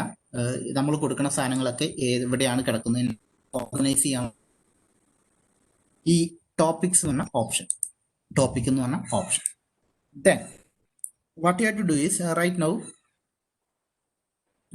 നമുക്കിനി ഒരു assignment, click on assignment. Okay, so നമുക്ക് അസൈൻമെന്റ് 1, അസൈൻമെന്റ് ക്വസ്റ്റ്യൻ ഇവിടെ തന്നെ പേസ്റ്റ് ചെയ്യാം, അല്ലെങ്കിൽ എനിക്കൊരു ഡോക്യുമെന്റ് ആയിട്ട് ഗൂഗിൾ ഡോക്യുമെന്റ് ആയിട്ട് ഗൂഗിൾ ഡ്രൈവിൽ നിന്ന് ലിങ്ക് ചെയ്യാം, അല്ലെങ്കിൽ ഫയലായിട്ട് അപ്ലോഡ് ചെയ്യാം. എന്താന്ന് വെച്ച് കഴിഞ്ഞാൽ ചെയ്യാം, അത് കുഴപ്പമില്ല.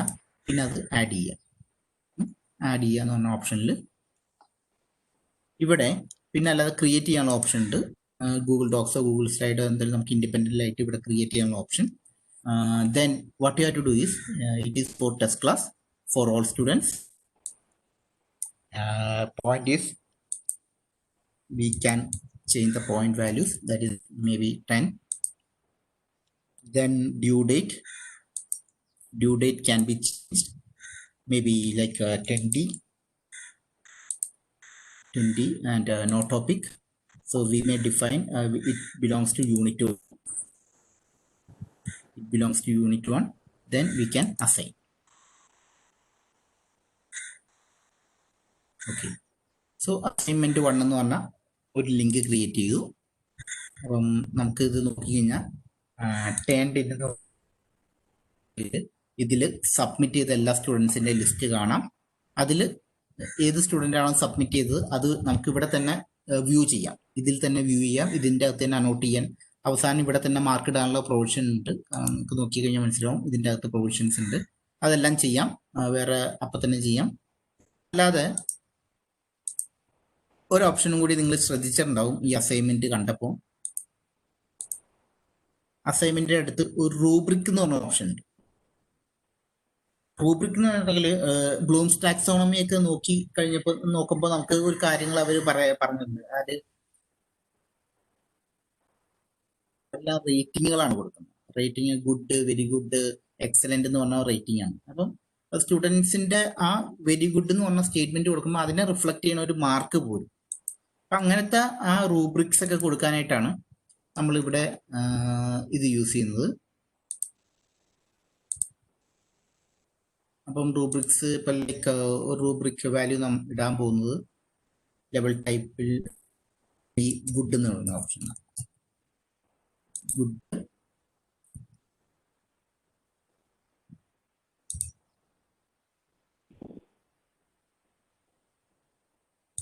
sorry, we have to add a criteria before that. ഈ സ്കോറിംഗ് one ഓപ്ഷൻ ചെയ്യണം.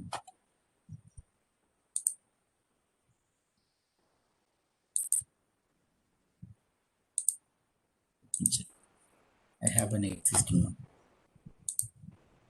Please root it.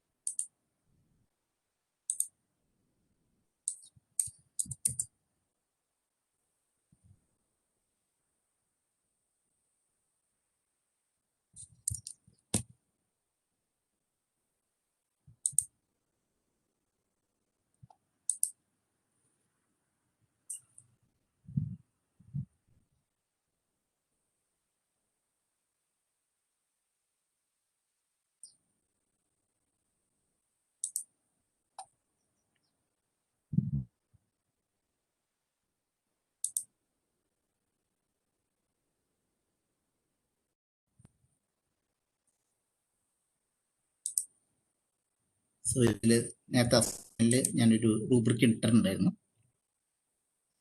ഗുഡിന് 10 points, സാറ്റിസ്ഫാക്ടറിക്ക് 8 points, ആവറേജിന് 6 points. So അത് പുതിയൊരു അസൈൻമെന്റ് ക്രിയേറ്റ് ചെയ്ത് കഴിയുമ്പോൾ ഓട്ടോമാറ്റിക്കലി അത് വരും. അസൈൻമെന്റ് എന്ന് പറഞ്ഞ വാല്യൂസിൽ ഇവിടെ റൂബ്രിക്സ് എന്ന് പറഞ്ഞാൽ ഓട്ടോമാറ്റിക്കലി കിട്ടും.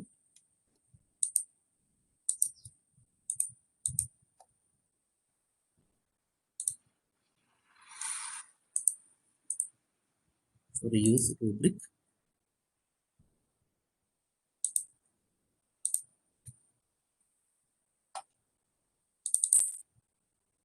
അതിൽ ഈ പറഞ്ഞേക്കുന്നത് നമ്മൾ ഓരോന്നിനും വാല്യൂസ് ഇട്ട് കൊടുക്കുന്നതാണ്. സെറ്റിങ്സ്, ആഡ് വാല്യൂസ് എന്ന് പറഞ്ഞ ഓപ്ഷനിൽ കൊടുക്കുന്നതാണ്. യൂസ് സ്കോറിംഗ് എന്ന് പറഞ്ഞ ഓപ്ഷൻ, പോയിന്റ്സ് ആദ്യം കൊടുക്കണം. സ്കോറിംഗ് ആയതുകൊണ്ടാണ് പോയിന്റ്സ് കൊടുക്കുന്നത്. 8 പോയിന്റ്സ്, 6 പോയിന്റ്സ്. നമ്മൾ ലെവൽസ് എല്ലാം സെറ്റ് ചെയ്യും. അപ്പോൾ നമ്മൾ ഇവാലുവേറ്റ് ചെയ്യുന്ന സമയത്ത് മാർക്കിന് പകരം നമ്മൾ കൊടുക്കുന്നത് ബൈ ഡിഫോൾട്ട് ഇത് കയറും. ഗുഡ്, സാറ്റിസ്ഫാക്ടറി, ആവറേജ് എന്ന് പറഞ്ഞ കേസ്. അപ്പൊ അതൊരു ഓപ്ഷനായിട്ട് പറഞ്ഞതേ. അല്ലെങ്കിൽ മാർക്ക് തന്നെ യൂസ് ചെയ്താലും മതി. ചെറിയ കോംപ്ലക്സ് കേസാണ്. അസൈൻമെന്റ് ഒക്കെ കൊടുക്കുമ്പോഴത്തേനും മാർക്ക് എപ്പോഴും നമ്മൾ റേറ്റ് ചെയ്യുന്നതാണ് ചെയ്യുന്നത്. അപ്പൊ അങ്ങനെ ഒരു ഓപ്ഷൻ ചെയ്യാം. Then the next one is create. Go back to my question.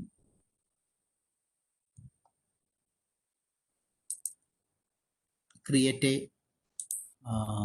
quiz assignment. We'll create a quiz assignment.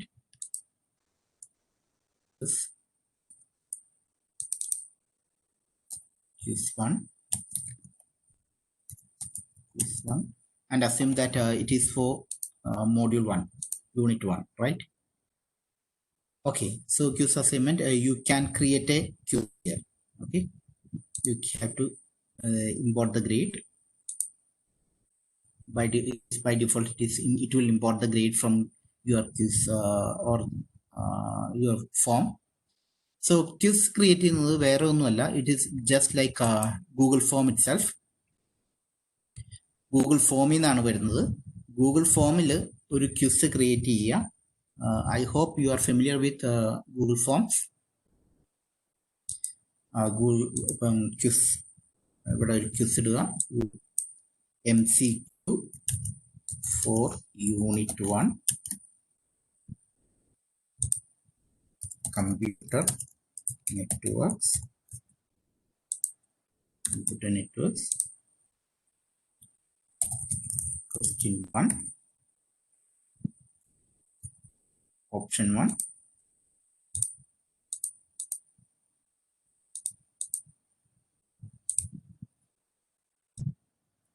Option 2. Option 3. Okay. ഇത് ജസ്റ്റ് MCQ ആയിട്ടാണ് കാണുന്നത്. MCQ ആയിട്ട് പറയാൻ പറ്റില്ല. നമ്മുടെ ഇതിൽ ഏതാണ് റൈറ്റ് ആൻസർ എന്ന് സെലക്ട് ചെയ്യാനുള്ള ഓപ്ഷൻ നമുക്ക് സെറ്റ് ചെയ്യണം അല്ലേ.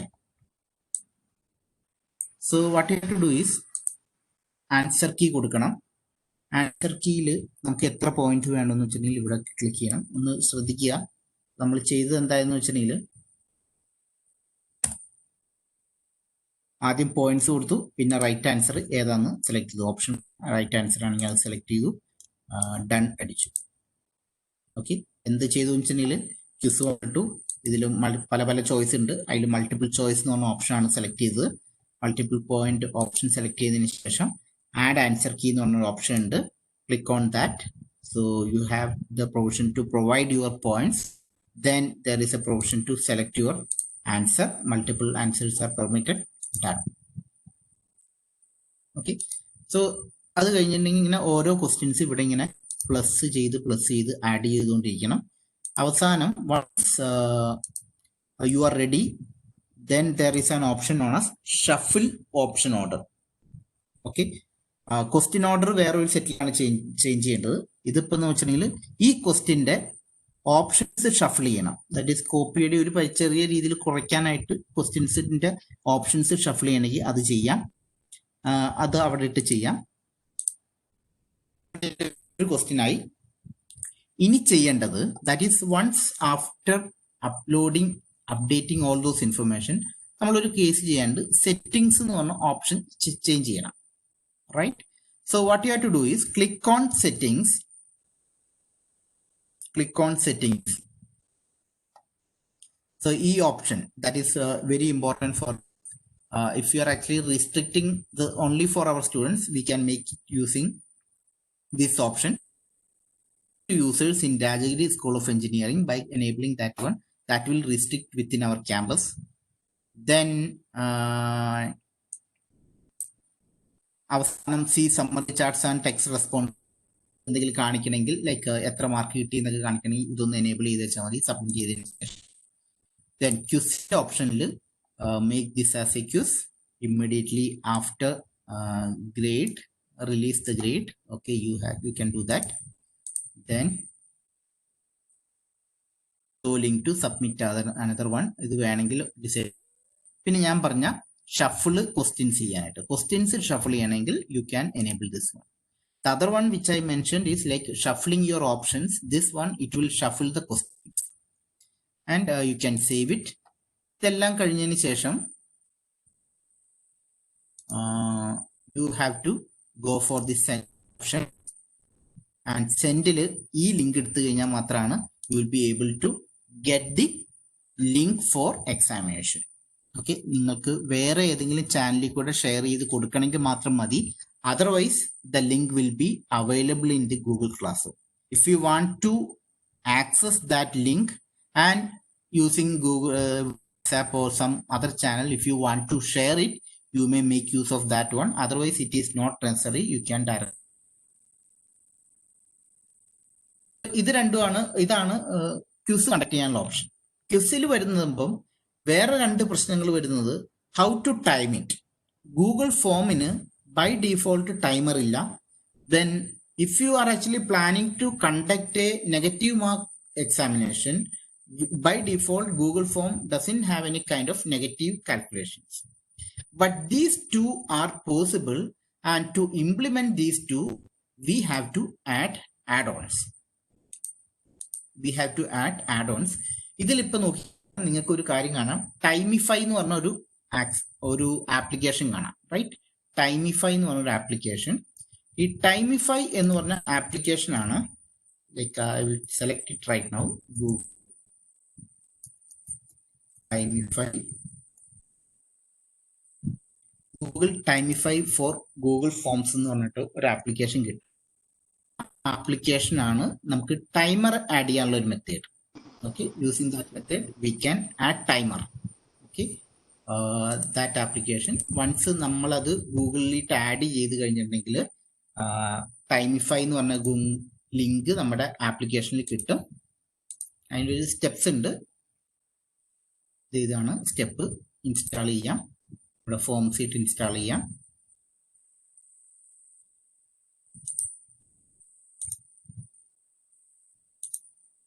കോൺഫിഗർ ചെയ്യാം, ഗൂഗിൾ ഫോം കോൺഫിഗർ ചെയ്യാം. നമ്മൾ ടൈമിഫൈ രജിസ്റ്റർ ചെയ്യുമ്പോഴത്തേന് അവരൊരു ടോക്കൺ തരും. ആ ടോക്കൺ ആണ് ഇവിടെ പ്ലേസ് ചെയ്തിട്ട് കണക്ട് ചെയ്തിട്ടുണ്ടെങ്കിൽ എന്ത് ചെയ്യുന്ന വെച്ചിട്ടുണ്ടെങ്കിൽ നമ്മൾ ഈ ഗൂഗിൾ ഫോം എപ്പോഴും ആക്ട് ചെയ്യുമ്പോഴത്തേനും അവരുടെ ടൈമിഫൈ സെർവറിൽ ഒരു ടൈമർ എനേബിൾ ചെയ്യും. നമ്മൾ കൊടുത്തേക്കുന്ന സെറ്റിംഗ്സ് വെച്ചിട്ട് മാനുവലി ടൈം റെഡ്യൂസ് ചെയ്ത് കൗണ്ട് ഡൗൺ സ്റ്റാർട്ട് ചെയ്ത് തീരും. അതൊരു ടൈം ചെയ്യാനായിട്ടാണ്, ടൈംഡ് ഇത് ചെയ്യാനായിട്ടാണ് ഇത് യൂസ് ചെയ്യണത്. ദെൻ റെസ്പോൺസസ് എന്ന് പറഞ്ഞ ഓപ്ഷനിൽ നമുക്കൊരു ചെറിയ മോഡിഫിക്കേഷൻ ചെയ്യാൻ പറ്റും. ആ ഓപ്ഷനാണ് ഇനി പറയാൻ പോകുന്നത്. നേരത്തെ പറഞ്ഞ ടൈമിഫൈ സെക്കൻഡ് വൺ റെസ്പോൺസിൽ നെഗറ്റീവ് മാർക്ക് എന്ന് പറഞ്ഞ ഓപ്ഷൻ ആഡ് ചെയ്യണമെങ്കിൽ, ഓക്കെ, അപ്പോൾ by default you won't be having any negative mark. If I want to add a negative mark you can click on response എന്ന് പറഞ്ഞ ഓപ്ഷനിൽ ക്രിയേറ്റ് സ്പ്രെഡ്ഷീറ്റ് എന്ന് പറഞ്ഞ ഓപ്ഷൻ ഉണ്ട്. അതിൽ click default it will try to create a new spreadsheet. So new spreadsheet,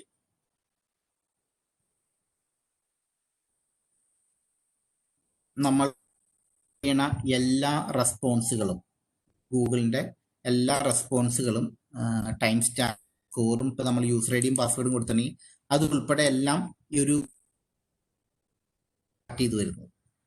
അപ്പൊ ആ collect ചെയ്തു വരുന്ന സ്കോറിൽ നിന്ന് നമുക്ക് നെഗറ്റീവ് മാർക്ക് ജനറേറ്റ് ചെയ്യാനായിട്ടാണ് നമ്മൾ പോകുന്നത്. ഓക്കെ, അതിന് യൂസ് ചെയ്യുന്ന ഒരു ടൂളാണ് ഫ്ലൂബറു എന്ന് പറഞ്ഞ ഒരു ആപ്ലിക്കേഷൻ, ഒരു ഗൂഗിൾ ആഡ് ഓൺ. ഗൂഗിളിന്റെ ഒരു പ്രോപ്പർട്ടി ഇതാണ്.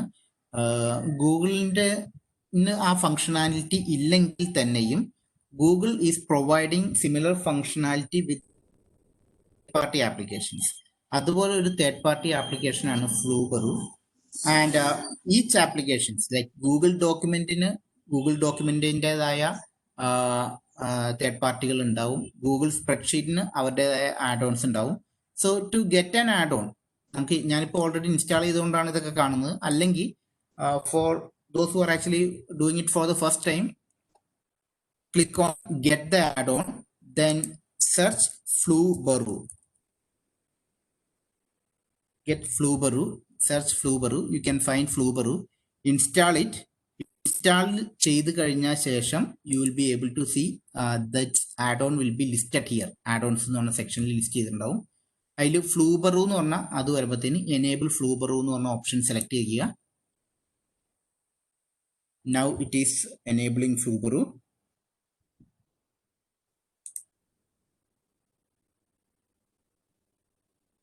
ആപ്ലിക്കേഷൻ വേറൊരു കോംപ്ലക്സ് ആപ്ലിക്കേഷൻ ഒന്നുമില്ല. ഇത് സ്പ്രെഡ്ഷീറ്റിന്റെ അകത്ത് നമ്മൾ എന്താ പറയുക സം ചെയ്യാനുള്ള ഒരു ഫംഗ്ഷൻ കോൾ ചെയ്യുന്നത് പോലെയും അല്ലെങ്കിൽ മെർജ് ചെയ്യാനുള്ള ഒരു ഫംഗ്ഷൻ കോൾ ചെയ്യുന്ന പോലെ അഡീഷണൽ ഫംഗ്ഷൻസ് ഇല്ല, ആവറേജ് ഒക്കെ അതുപോലത്തെ ഒരു ഫംഗ്ഷൻ കോൾ മാത്രമാണ് ഫ്ലൂബറു.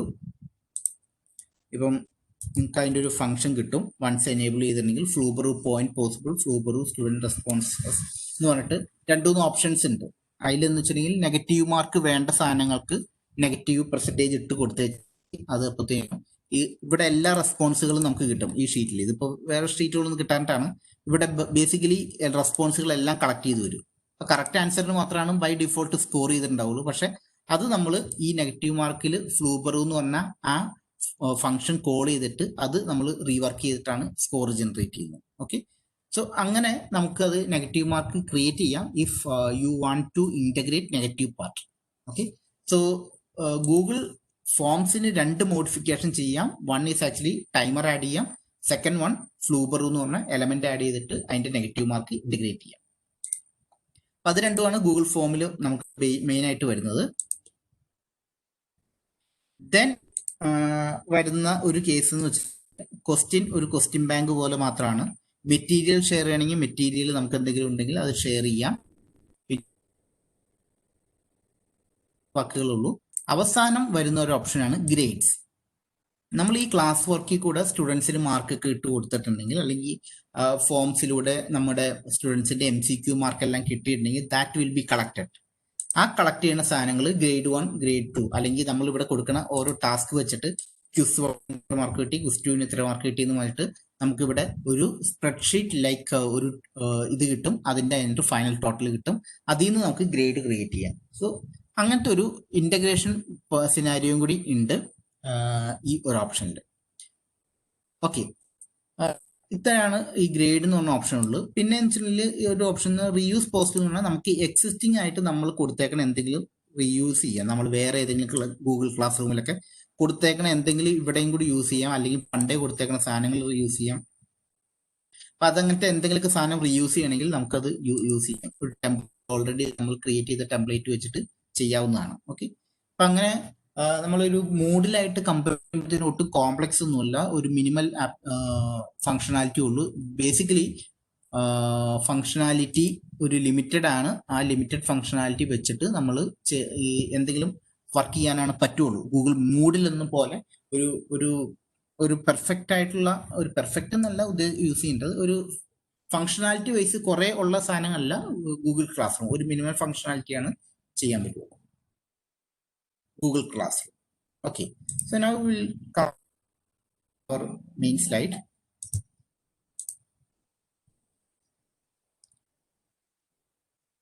So we have done a quiz, and next one which I am going to demonstrate is like Google Meet Jamboard ആണ്. Google Meet എന്താണ് ഡെമോൺസ്ട്രേറ്റ് ചെയ്യാനായിട്ട് എന്താണ് വെച്ചിട്ടുണ്ടെങ്കിൽ ഒരു കേസുള്ളൂ. മീറ്റ് യൂസ് ചെയ്യാനായിട്ട് എല്ലാവർക്കും അറിയാം, ഗൂഗിൾ മീറ്റ് യൂസ് ചെയ്യാനായിട്ട് എല്ലാവർക്കും അറിയാം. But what I am trying to do is actually how we can conduct casting or live casting using ഗൂഗിളും യൂട്യൂബ് ഒക്കെ സെയിം കമ്പനിയുടെ ആണെങ്കിൽ പോലും, ഗൂഗിൾ മീറ്റും യൂട്യൂബ് ഒക്കെ സെയിം കമ്പനിയുടെ ആയാൽ പോലും, ഗൂഗിൾ മീറ്റിൽ നിന്ന് നമുക്ക് ഇപ്പോഴും യൂട്യൂബിട്ട് ലൈവ് ചെയ്യാനുള്ള ഒരു provision they haven't provided. Instead they provided as a feature to live casters, live broadcast. അതാണ് ഇനി നമ്മൾ ഡിസ്കസ് ചെയ്യാൻ പോകുന്നത്. സോ അത് ചെയ്യുന്നതിനായിട്ട് ഫസ്റ്റ് തിങ് നമ്മൾ ഗൂഗിൾ മീറ്റ് അല്ല എടുക്കുന്നത് ലൈവ് കാസ്റ്റ് ചെയ്യാനായിട്ട്. That is actually one interesting thing. Okay, so please note, by taking Google meet it can create a meeting room, otherwise we can join a meeting room. If you are going to create a telecasting link, it is done not using Google Meet. Instead it is done using calendar.google.com, the same thing which we were discussing for a long time. Okay, so I have got a calendar. So first thing I have to enter that I'm using my institutional account. Personal account won't be having that facility. Institutional account എടുത്തു. നമ്മൾ ഡിപ്പാർട്ട്മെന്റിന് already create ചെയ്ത ഒരു Google Meet അല്ലെങ്കിൽ Google Calendar ഇവിടെ ഉണ്ട്. So first create an event. കാലണ്ടറിൽ ഒരു entry ചെയ്യണം. So meeting link, imagine that its name is meeting link. ഞാനിത് ചെയ്യാൻ പോകുന്നത് അടുത്ത ദിവസമാണെന്ന് വിചാരിക്കുക, 17 ഇന്ന് ഇപ്പം തന്നെ ചെയ്യാം. ലൈവ് നമുക്ക് ഉണ്ടോ എന്നില്ലയോ എന്ന് അറിയാൻ പറ്റും. 2:45 ഇടാം. ദെൻ ആഡ് നിങ്ങൾക്ക് അടുത്ത ഓപ്ഷൻ കാണാം, ആഡ് ഗൂഗിൾ മീറ്റ് വീഡിയോ. അതിനു മുമ്പായിട്ട് നമ്മുടെ കലണ്ടർ ഒന്ന് ചേഞ്ച് ചെയ്യുക. നമ്മുടെ കലണ്ടർ DEC കോട്ടക്കലാണ്, അത് ചേഞ്ച് ചെയ്തു. Add Google meet video conferencing അത് ചെയ്തു. ഇനി ഇതൊന്ന് ഇതിന്റെ ഒരു എക്സ്പാൻഡ് ചെയ്തിട്ടുണ്ടെങ്കിൽ, ചെയ്ത ഒരു ഗൂഗിൾ മീറ്റ് എക്സ്പാൻഡ് ചെയ്തിട്ടുണ്ടെങ്കിൽ you will be able to see multiple options. ഇപ്പോഴത്തെ ഗൂഗിൾ മീറ്റ് ID എത്ര പാർട്ടിസിപ്പൻസിന് ഇതിപ്പോൾ സപ്പോർട്ട് ചെയ്യുന്നു, അതിൻ്റെ മീറ്റ് ID-യും വഴി ആഡ് ചെയ്യണമെങ്കിൽ ഫോൺ വഴി കയറാനുള്ള ലിങ്ക്. പിന്നെ ഇവിടെ നമ്മൾ ആഡ് ലൈവ് സ്ട്രീം എന്ന് പറഞ്ഞ ഓപ്ഷൻ കൊടുക്കുക. Okay, now you can see we have set it as a live stream meeting live stream ചെയ്യാനുള്ള ഒരു ഓപ്ഷൻ കിട്ടി. സോ ആദ്യം നമ്മൾ ഈ ലിങ്ക് ഒന്ന് കോപ്പി ചെയ്യാം. Copy link,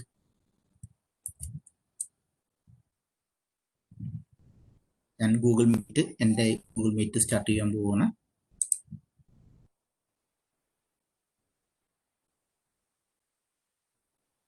Google Meet, join now.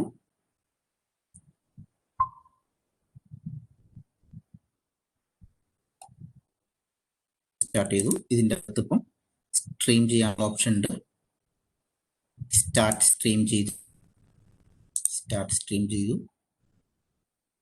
പിന്നെ റെക്കോർഡ് ചെയ്യേണ്ടവർക്ക് റെക്കോർഡ് ചെയ്യാനുള്ള ഓപ്ഷൻ ഉണ്ട്. റെക്കോർഡ് നമുക്ക് ലൈവ് വന്നു, ഗൂഗിൾ ലൈവ് റെഡിയായി. ഇനി നമുക്ക് ചെക്ക് ചെയ്യാം live is working or not. Copy link അടിച്ചു.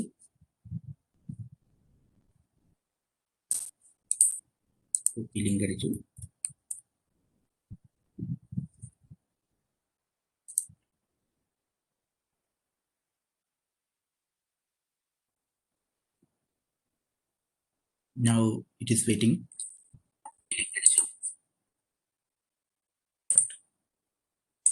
So you can see you'll be able to see the broadcast message. Okay, so this method broadcast, and finally you have to end stop recording. If you are recording something, you have to stop recording.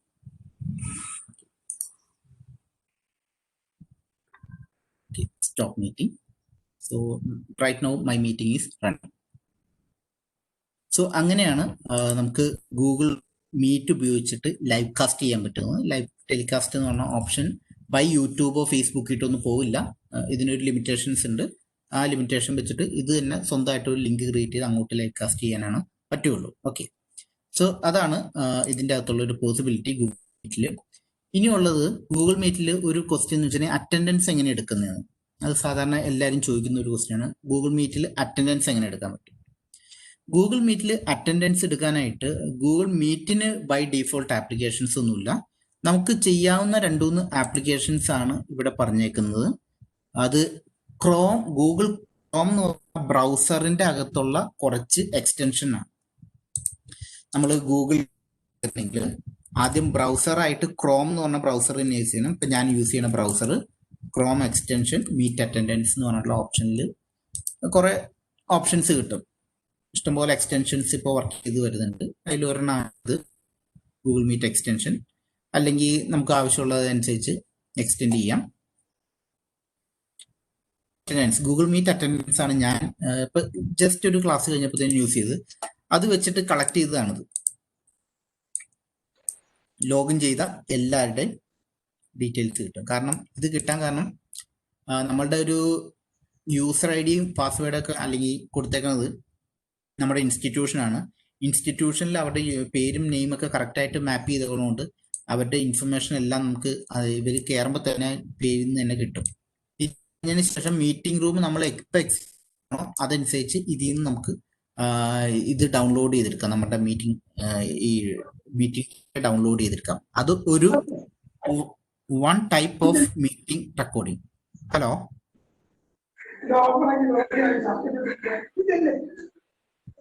Second one വേറുണ്ട്. Meet attendance എന്ന് പറഞ്ഞൊരു വേറൊരു tool ഇതുപോലെ search ചെയ്യാം. അത് search ചെയ്തിട്ടുണ്ടെങ്കിൽ നമ്മുടെ ഇവിടെ ഈ പാർട്ടിസിപ്പൻറ്റ് കേസിൽ കണ്ടോ, ഇവിടെ ഈ ഒരു പുതിയൊരു ബട്ടൺ ആഡ് ചെയ്യും, പുതിയൊരു അത് ആഡ് ചെയ്യും. അതിൽ നിന്ന് നമുക്ക് നമ്മളുടെ സ്പ്രെഡ്ഷീറ്റിന്റെ ഡാറ്റ ജനറേറ്റ് ചെയ്യാം.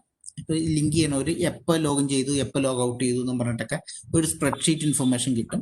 അത് വെച്ചിട്ടും മീറ്റിംഗിൽ നിന്ന് ഇത് കളക്ട് ചെയ്യാം. പിന്നെ ഉള്ളതെന്ന് വെച്ചിട്ടുണ്ടെങ്കിൽ ഈ ഒരു ടൂളാണ് നമ്മൾ ഗൂഗിൾ ഇപ്പം ഞാൻ ആദ്യം യൂസ് ചെയ്ത ടൂളാണ് യൂസ് ചെയ്യുന്നതെങ്കിൽ അത് എല്ലാവരും യൂസ് ചെയ്യണം. എല്ലാവരും യൂസ് ചെയ്യുന്നതിന് കുറച്ച് അഡീഷണൽ ടൂൾ ബോക്സുകൾ ഇതുപോലെ കിട്ടും. നമുക്ക് ചാറ്റ് വാട്സാപ്പ് ഇട്ട് മെസ്സേജ് ചെയ്യാനുള്ള ഓപ്ഷൻ ഉണ്ട്. വാട്സാപ്പ് അല്ല, മെസ്സഞ്ചർ ഇട്ട് കുറെ ഡീഫോൾട്ട് ഓപ്ഷൻസ് ഇതിൻ്റെ അകത്ത് കുറച്ച് ഉണ്ട്. അത് എല്ലാവരും ഇൻസ്റ്റാൾ ചെയ്താലാണ് അതെല്ലാം പ്രോപ്പറായിട്ട് കമ്മ്യൂണിക്കേറ്റ് ചെയ്യാൻ പറ്റുള്ളൂ. കാരണം ലൈക്ക് ഇതെല്ലാം മീറ്റുമായിട്ടുള്ള ബന്ധപ്പെട്ട ആപ്ലിക്കേഷൻ, ഇതെല്ലാം ലോക്കൽ ഇൻസ്റ്റാളേഷൻ ആണ്. അവരുടെ ക്രോമിന്റെ ബ്രൗസറിൽ തന്നെ ഇൻസ്റ്റാളേഷൻസ് ആണ് ഇതെല്ലാം. അപ്പം ഈ മീറ്റുമായിട്ട് ബന്ധപ്പെട്ട് വരുമ്പോഴത്തേനും നമുക്ക് വരുന്ന 2-3 ഓപ്ഷൻസ് ആണ് ഈ പറഞ്ഞത്. ക്ലാസ് നടത്തുമ്പോഴത്തേനും ഒരു ഓപ്ഷൻ നമ്മളുടെ ലൈവ് കാസ്റ്റ് ചെയ്യാനായിട്ട് പറ്റും. ലൈവ് കാസ്റ്റ് ഇവിടെ നിന്നല്ല ചെയ്യേണ്ടത്, കലണ്ടറിൽ നിന്നാണ് ചെയ്യേണ്ടത്. പിന്നെ ഇഷ്ടംപോലെ സ്ക്രീൻ കാസ്റ്റ് ഓപ്ഷൻ അല്ലെങ്കിൽ അറ്റൻഡൻസ് ഓപ്ഷൻസ് ഉണ്ട്. അത് വെച്ച് നമുക്ക് അറ്റൻഡൻസ് എടുക്കാം. 2-3 ഓപ്ഷൻസ് ഞാൻ പറഞ്ഞു. ഗൂഗിൾ മീറ്റ് അറ്റൻഡൻസ് ഉണ്ട്, മീറ്റ് അറ്റൻഡൻസ് ഉണ്ട്, അല്ലെങ്കിൽ ഗൂഗിൾ മീറ്റ് പ്ലസ് എന്ന് പറഞ്ഞ വേറൊരു ഓപ്ഷൻ ഉണ്ട്. അങ്ങനെ പല പല ഓപ്ഷൻസ് ഉണ്ട്. അതിൽ നിന്നൊക്കെ നമുക്ക് അറ്റൻഡൻസ് എടുക്കാം. പിന്നെ നോഡ് റിയാക്ഷൻസ്, ഇവിടെ നമുക്ക് കാണാം ഒരു ഓക്കെ ബട്ടണൊക്കെ അടിക്കുന്നത്. അത് പൊതുവെ സൂമിലൊക്കെ കോമൺ ആയിട്ടുള്ള സാധനമാണ്. അപ്പൊ അങ്ങനത്തെ എന്തെങ്കിലുമൊക്കെ ഉണ്ടെങ്കിൽ അങ്ങനത്തെ ഒക്കെ സെറ്റ് ചെയ്യാം. പിന്നെ അത് കൂടാതെ വേറൊരു ഓപ്ഷനും കൂടി ഞാൻ ഇൻട്രൊഡ്യൂസ് ചെയ്യാണ്. സ്ക്രീൻ കാസ്റ്റിഫൈ എന്ന് പറഞ്ഞൊരു ഓപ്ഷൻ ഉണ്ട്. ഗൂഗിൾ സ്ക്രീൻ കാസ്റ്റിഫൈ എന്ന് പറഞ്ഞ ഓപ്ഷൻ ചെയ്യുന്നതെന്ന് വെച്ചിട്ടുണ്ടെങ്കിൽ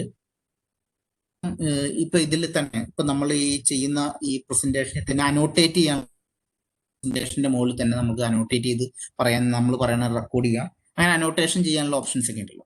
ഈ സ്ക്രീൻ കാസ്റ്റിഫൈയിൽ ഈ അനോട്ടേറ്റ് ചെയ്യാനുള്ള ഓപ്ഷൻസ് കിട്ടും.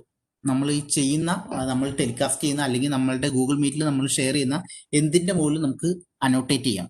അല്ലാതെ അനോട്ടേറ്റ് ചെയ്യാൻ, ഗൂഗിളിൽ അനോട്ടേറ്റ് ചെയ്യാൻ പറ്റണമെങ്കിൽ നമ്മുടെ ഗൂഗിൾ സ്ലൈഡ്സിൽ മാത്രമാണ് അനോട്ടേറ്റ് ചെയ്യാൻ പറ്റുള്ളൂ. അത് മാറ്റി നമുക്ക് ഏത് കണ്ടന്റിന്റെ മുകളിലും അനോട്ടേറ്റ് ചെയ്യാനായിട്ട് സ്ക്രീൻ കാസ്റ്റിഫൈ എന്ന് പറഞ്ഞൊരു ആപ്പ് അല്ലെങ്കിൽ ഗൂഗിൾ ക്രോമിന്റെ ഒരു എക്സ്റ്റൻഷൻ യൂസ് ചെയ്തിട്ടുണ്ടെങ്കിൽ അങ്ങനെ അനോട്ടേറ്റ് ചെയ്ത് നമുക്കത് പോകാം. അത് റെക്കോർഡ് ചെയ്യുകയും ചെയ്യും. അപ്പോൾ ഒരു സ്ക്രീൻ ക്യാപ്ചറിങ് ടൂളായിട്ട് ഇത് വർക്ക് ചെയ്യും. അപ്പൊ അങ്ങനെ ഒരു മോഡിഫൈ ചെയ്യാനുള്ള ഒരു ടൂളാണ് സ്ക്രീൻ കാസ്റ്റിഫൈ. അപ്പൊ അങ്ങനെ നിങ്ങൾക്ക് ഇഷ്ടംപോലെ ടൂളുകൾ ക്രോമിൽ പ്രാക്ടീസ് ചെയ്യാം. ചിലപ്പം ഞാൻ പറഞ്ഞതിനേക്കാളും നല്ല ടൂൾസുകളൊക്കെ ഉണ്ട്. ഇഷ്ടംപോലെ ടൂൾസുകൾ വന്നുകൊണ്ടിരിക്കുന്നുണ്ട്. So you can try that one. Next one ബാക്കി ഉള്ളത് ജാംബോർഡ് എന്ന് പറഞ്ഞൊരു ആപ്ലിക്കേഷനാണ്. ജാംബോർഡ് നേരത്തെ പറഞ്ഞ പോലെ തന്നെ ഒന്നെങ്കിൽ നമുക്ക് ഗൂഗിൾ ഗിയറിൽ പോയി എടുക്കാം. ഗൂഗിൾ ഗിയർ എന്ന് വെച്ചിട്ടുണ്ടെങ്കിൽ ഇതാണ് ഗൂഗിൾ ഗിയർ. ഇതിൽ നിന്ന് ജാംബോർഡ് എടുക്കാം. ജാംബോർഡ് കിട്ടി, അല്ലെങ്കിൽ jambo.google.com അയച്ചാലും മതി. So Google Jamboard is actually interactive online web based board. Google Jamboard. ഇതിന്റെ ഒരു പ്രത്യേകത എന്ന് വെച്ചിട്ടുണ്ടെങ്കിൽ ഈ ലിങ്ക് നമ്മൾ സാധാരണ ബോർഡ് പോലെ തന്നെ വർക്ക് ചെയ്യും. നമുക്ക് പ്രത്യേകിച്ച് എഴുതാനൊക്കെ ഉള്ള കോഴ്സുകൾ ഓടിക്കുന്നവർക്ക് അല്ലെങ്കിൽ എഴുതാൻ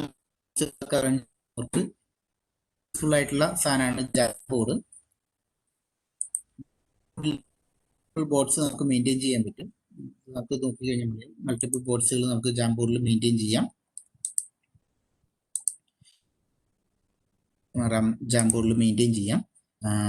പിന്നെ നമുക്ക് ആരോട് വേണമെങ്കിലും ഇത് ആക്സസ് ചെയ്യാൻ പറയാം. Like now I will invite somebody to access. അത് ജാംബോർഡ് ക്രിയേറ്റ് ചെയ്തതിനു ശേഷം കുട്ടികളോട് ഇന്ററാക്ട് ചെയ്യുന്നതിന് മുമ്പായിട്ട് നമ്മൾ അതിന്റെ സെറ്റിംഗ്സ് ചേഞ്ച് ചെയ്യണം. നേരത്തെ പറഞ്ഞ പോലെ തന്നെ ചേഞ്ച് എന്ന് പറഞ്ഞ ഓപ്ഷനിൽ അത് പബ്ലിക് ആക്കി ഇട്ട് കഴിഞ്ഞാൽ മാത്രമാണ്, എഡിറ്റർ ആക്കണം, വ്യൂ അല്ല, എഡിറ്റർ ആക്കി കഴിഞ്ഞാൽ മാത്രമാണ് കുട്ടികൾക്ക് ഇതിൻ്റെ അകത്ത് അപ്ഡേറ്റ് ചെയ്യാൻ പറ്റുള്ളൂ. കോപ്പി ലിങ്ക് ചെയ്യുക. അത് കഴിഞ്ഞിട്ട് ഇവിടെ എന്ത് അപ്ഡേറ്റ് ചെയ്തു that will be reflected. Okay, so I am sharing a Jamboard link. 1 or 2 can try out.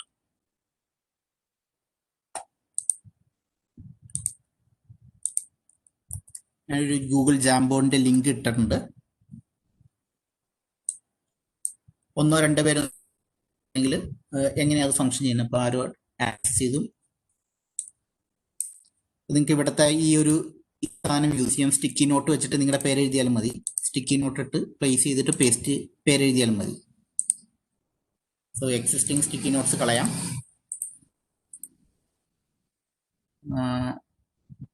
Sticky note place ചെയ്യാം. Okay, Manju has placed. എൻ്റെ ക്ലാസ്മേറ്റ് ആണ്. Okay, some has updated. ഇതിനൊരു ലിമിറ്റേഷൻ ഉണ്ട്. നമ്മൾ ഒരു 50-60 പേരാണ് ഇതിൻ്റെ ജാം ബോർഡിൽ പാരലലി ആക്സസ് ചെയ്യാൻ പറ്റുള്ളൂ. ഒരു ഇന്ററാക്റ്റീവ് ബോർഡ് അല്ലെങ്കിൽ ഇന്ററാക്റ്റീവ് ബോർഡ് കൊടുക്കുമ്പോഴത്തേക്കും നമുക്ക് കുട്ടികളുടെ അടുത്തൊരു ഫിഗർ ഒക്കെ കൊടുത്തിട്ടുണ്ടെങ്കിൽ ആ ഫിഗറിന്റെ റിസൾട്ട് എങ്ങനെയാണ് വരുന്നതെന്ന് നമുക്ക് പ്ലേസ് ചെയ്യാനായിട്ട് ഈ ഒരു ഇന്ററാക്റ്റീവ് ഇതിൽ തന്നെ നമുക്കൊരു ഇപ്പൊ ഞാൻ പബ്ലിക് വ്യൂവിലാണ് ഇട്ടേക്കുന്നത്. അതൊരു ഇൻസ്റ്റിറ്റ്യൂഷണൽ വ്യൂവിൽ ഇട്ടിട്ടുണ്ടെങ്കിൽ ഇപ്പൊ നമുക്ക് കാണുന്നത് ആരാണെന്ന് എക്സാക്ട് പേര് കിട്ടില്ല, അനോണിമസ് ആർ എന്നൊക്കെ പറഞ്ഞാണ് വരുന്നത്. പക്ഷെ ആ പേര് ഇട്ടിട്ടുണ്ടെങ്കിൽ correctly I can identify who have updated that information. That is if I modify this option ഷെയറിൽ ഞാനിപ്പോ പബ്ലിക്കാണ് ഇട്ട് കൊടുത്തേക്കുന്നത്. പബ്ലിക്കാണ് ആ പബ്ലിക്കിൽ ഞാനത് ചേഞ്ച് ചെയ്തിട്ടുണ്ടെങ്കിൽ പബ്ലിക്കലി ഞാനത് റീസ്ട്രിക്റ്റഡ് ആണെങ്കിൽ നമ്മുടെ ഇൻസ്റ്റിറ്റ്യൂഷന് മാപ്പ് ചെയ്തിട്ടുണ്ടെങ്കിൽ ബൈ ഡിഫോൾട്ട് ആരൊക്കെ എന്തൊക്കെയാണ് എഴുതിയേക്കുന്ന കാര്യങ്ങൾ പേര് എഴുതാതെ തന്നെ അറിയാൻ പറ്റും. ഈ അനോണിമസിന് പകരം അതുപോലെ തന്നെ വരും. അതൊരു ജാം ബോർഡിന്റെ ഒരു ഫംഗ്ഷനാലിറ്റി. പിന്നെ ജാം ബോർഡ് എന്ന് വെച്ചിട്ടുണ്ടെങ്കിൽ ബേസിക്കലി ഇതൊരു ഓൺലൈൻ ഒരു ഹാർഡ്വെയർ ബോർഡാണ്. ഹാർഡ്വെയർ എന്ന് വെച്ചിട്ട് ബോർഡ് എന്ന് പറയാൻ പറ്റില്ല. ഈ ഗൂഗിളിന്റെ ഒരു ടാബ്ലറ്റ് അല്ലെങ്കിൽ ഗൂഗിൾ ബേസ് ചെയ്തിട്ടുള്ള അതിന്റെ സപ്പോർട്ടുള്ള ടാബ്ലറ്റുകളിൽ നിന്ന് നമുക്ക് ഈ സാധനം നമ്മൾ എഴുതുന്നതെല്ലാം നമുക്ക് എന്താ പറയാ സ്ക്രീൻ കാസ്റ്റ് ചെയ്യാം. നമ്മളിപ്പോൾ പലപ്പോഴും നമ്മൾ കണ്ടിട്ടുണ്ട് സ്ക്രീൻ കാസ്റ്റ് ചെയ്യുന്ന ഓപ്ഷൻസ്, അത് വെച്ചിട്ട് ചെയ്യാം. അപ്പൊ അങ്ങനെ ചെയ്യാനുള്ള ഓരോ ഓപ്ഷനാണ് ഈ ജാം ബോർഡ്. കുറച്ചുപേര് ഈ ഇതിന്റെ അനോട്ടേഷൻ വെച്ച് ചോദിക്കുന്നുണ്ട്. നമ്മുടെ എന്തിന്റെ അനോട്ടേഷനാണ്? നമ്മളുടെ വെബ്എക്സിന്റെ അനോട്ടേഷൻ. ആ വെബ്എക്സിന്റെ അനോട്ടേഷനിലെല്ലാം നമ്മൾ യൂസ് ചെയ്യുന്നത് നമ്മൾ ഗൂഗിൾ ടൂൾ വെച്ചിട്ടാണ് അനോട്ടേറ്റ് ചെയ്യുന്നത്. അപ്പൊ അവര് വെബ് വഴി ഈ ഷെയർ ചെയ്ത ലിങ്ക് വെച്ചാണ് അത് ചെയ്യുന്നത്. ഓക്കെ, അപ്പം സെക്കൻഡ് എന്ന് വെച്ചാൽ ഈ ജാം ബോർഡാണ് ഞാൻ പറഞ്ഞുകൊണ്ടിരുന്നത്. ജാം ബോർഡിൽ ഉള്ള ടാബ്ലറ്റ് അല്ലെങ്കിൽ റൈറ്റിംഗ് ടാബ്ലറ്റിലൊക്കെ യൂസ് ചെയ്തിട്ടുണ്ടെങ്കിൽ ഈ പ്രത്യേകിച്ച് മാത്സ് ഒക്കെ എഴുതുന്നവർക്ക് ഇതിൽ കറക്റ്റ് ആയിട്ട് എഴുതി കിട്ടും. കാരണം നമ്മൾ എന്തൊക്കെ എഴുതി കഴിഞ്ഞാൽ അതിന് നല്ല ഭംഗിയായിട്ട് ടെക്സ്റ്റ് ആയിട്ടൊക്കെ കണ്ടു അത് ആക്കി തരുന്ന ഒരു ടൂളാണ് ജാം ബോർഡ്. അപ്പൊ അതിന് ആ ടൂൾ ഉണ്ടെങ്കിലാണ്, അല്ലെങ്കിൽ ആ കറക്റ്റ് ഡിവൈസ് ഉണ്ടെങ്കിലാണ് ആ റൈറ്റിംഗ് കേപ്പബിലിറ്റി ഒക്കെ ഉള്ളൂ. ഇപ്പോൾ ഉള്ളതെന്ന് വെച്ചിട്ട് മൗസ് വെച്ചിട്ടുള്ള റൈറ്റിംഗ് ആണ്, അതൊക്കെ ഇച്ചിരി ബുദ്ധിമുട്ടാണ്. പക്ഷെ ഈ പറഞ്ഞ നമ്മൾ ടാബ്ലറ്റ് വെച്ചിട്ടാണെങ്കിൽ നല്ല പെർഫെക്റ്റ് ആയിട്ട് നല്ല ഭംഗിയിൽ കിട്ടും. അതാണ് ജാം ബോർഡ്. ഓക്കെ, സോ ഇതൊരു ഓൺലൈൻ സ്കൂൾ ലെവലിൽ ഭയങ്കരമായിട്ട് യൂസ് ചെയ്യുന്ന, നന്നായിട്ട് യൂസ് ചെയ്യുന്ന ഒരു ഓൺലൈൻ ഇന്ററാക്റ്റീവ് ബോർഡാണ് jam board.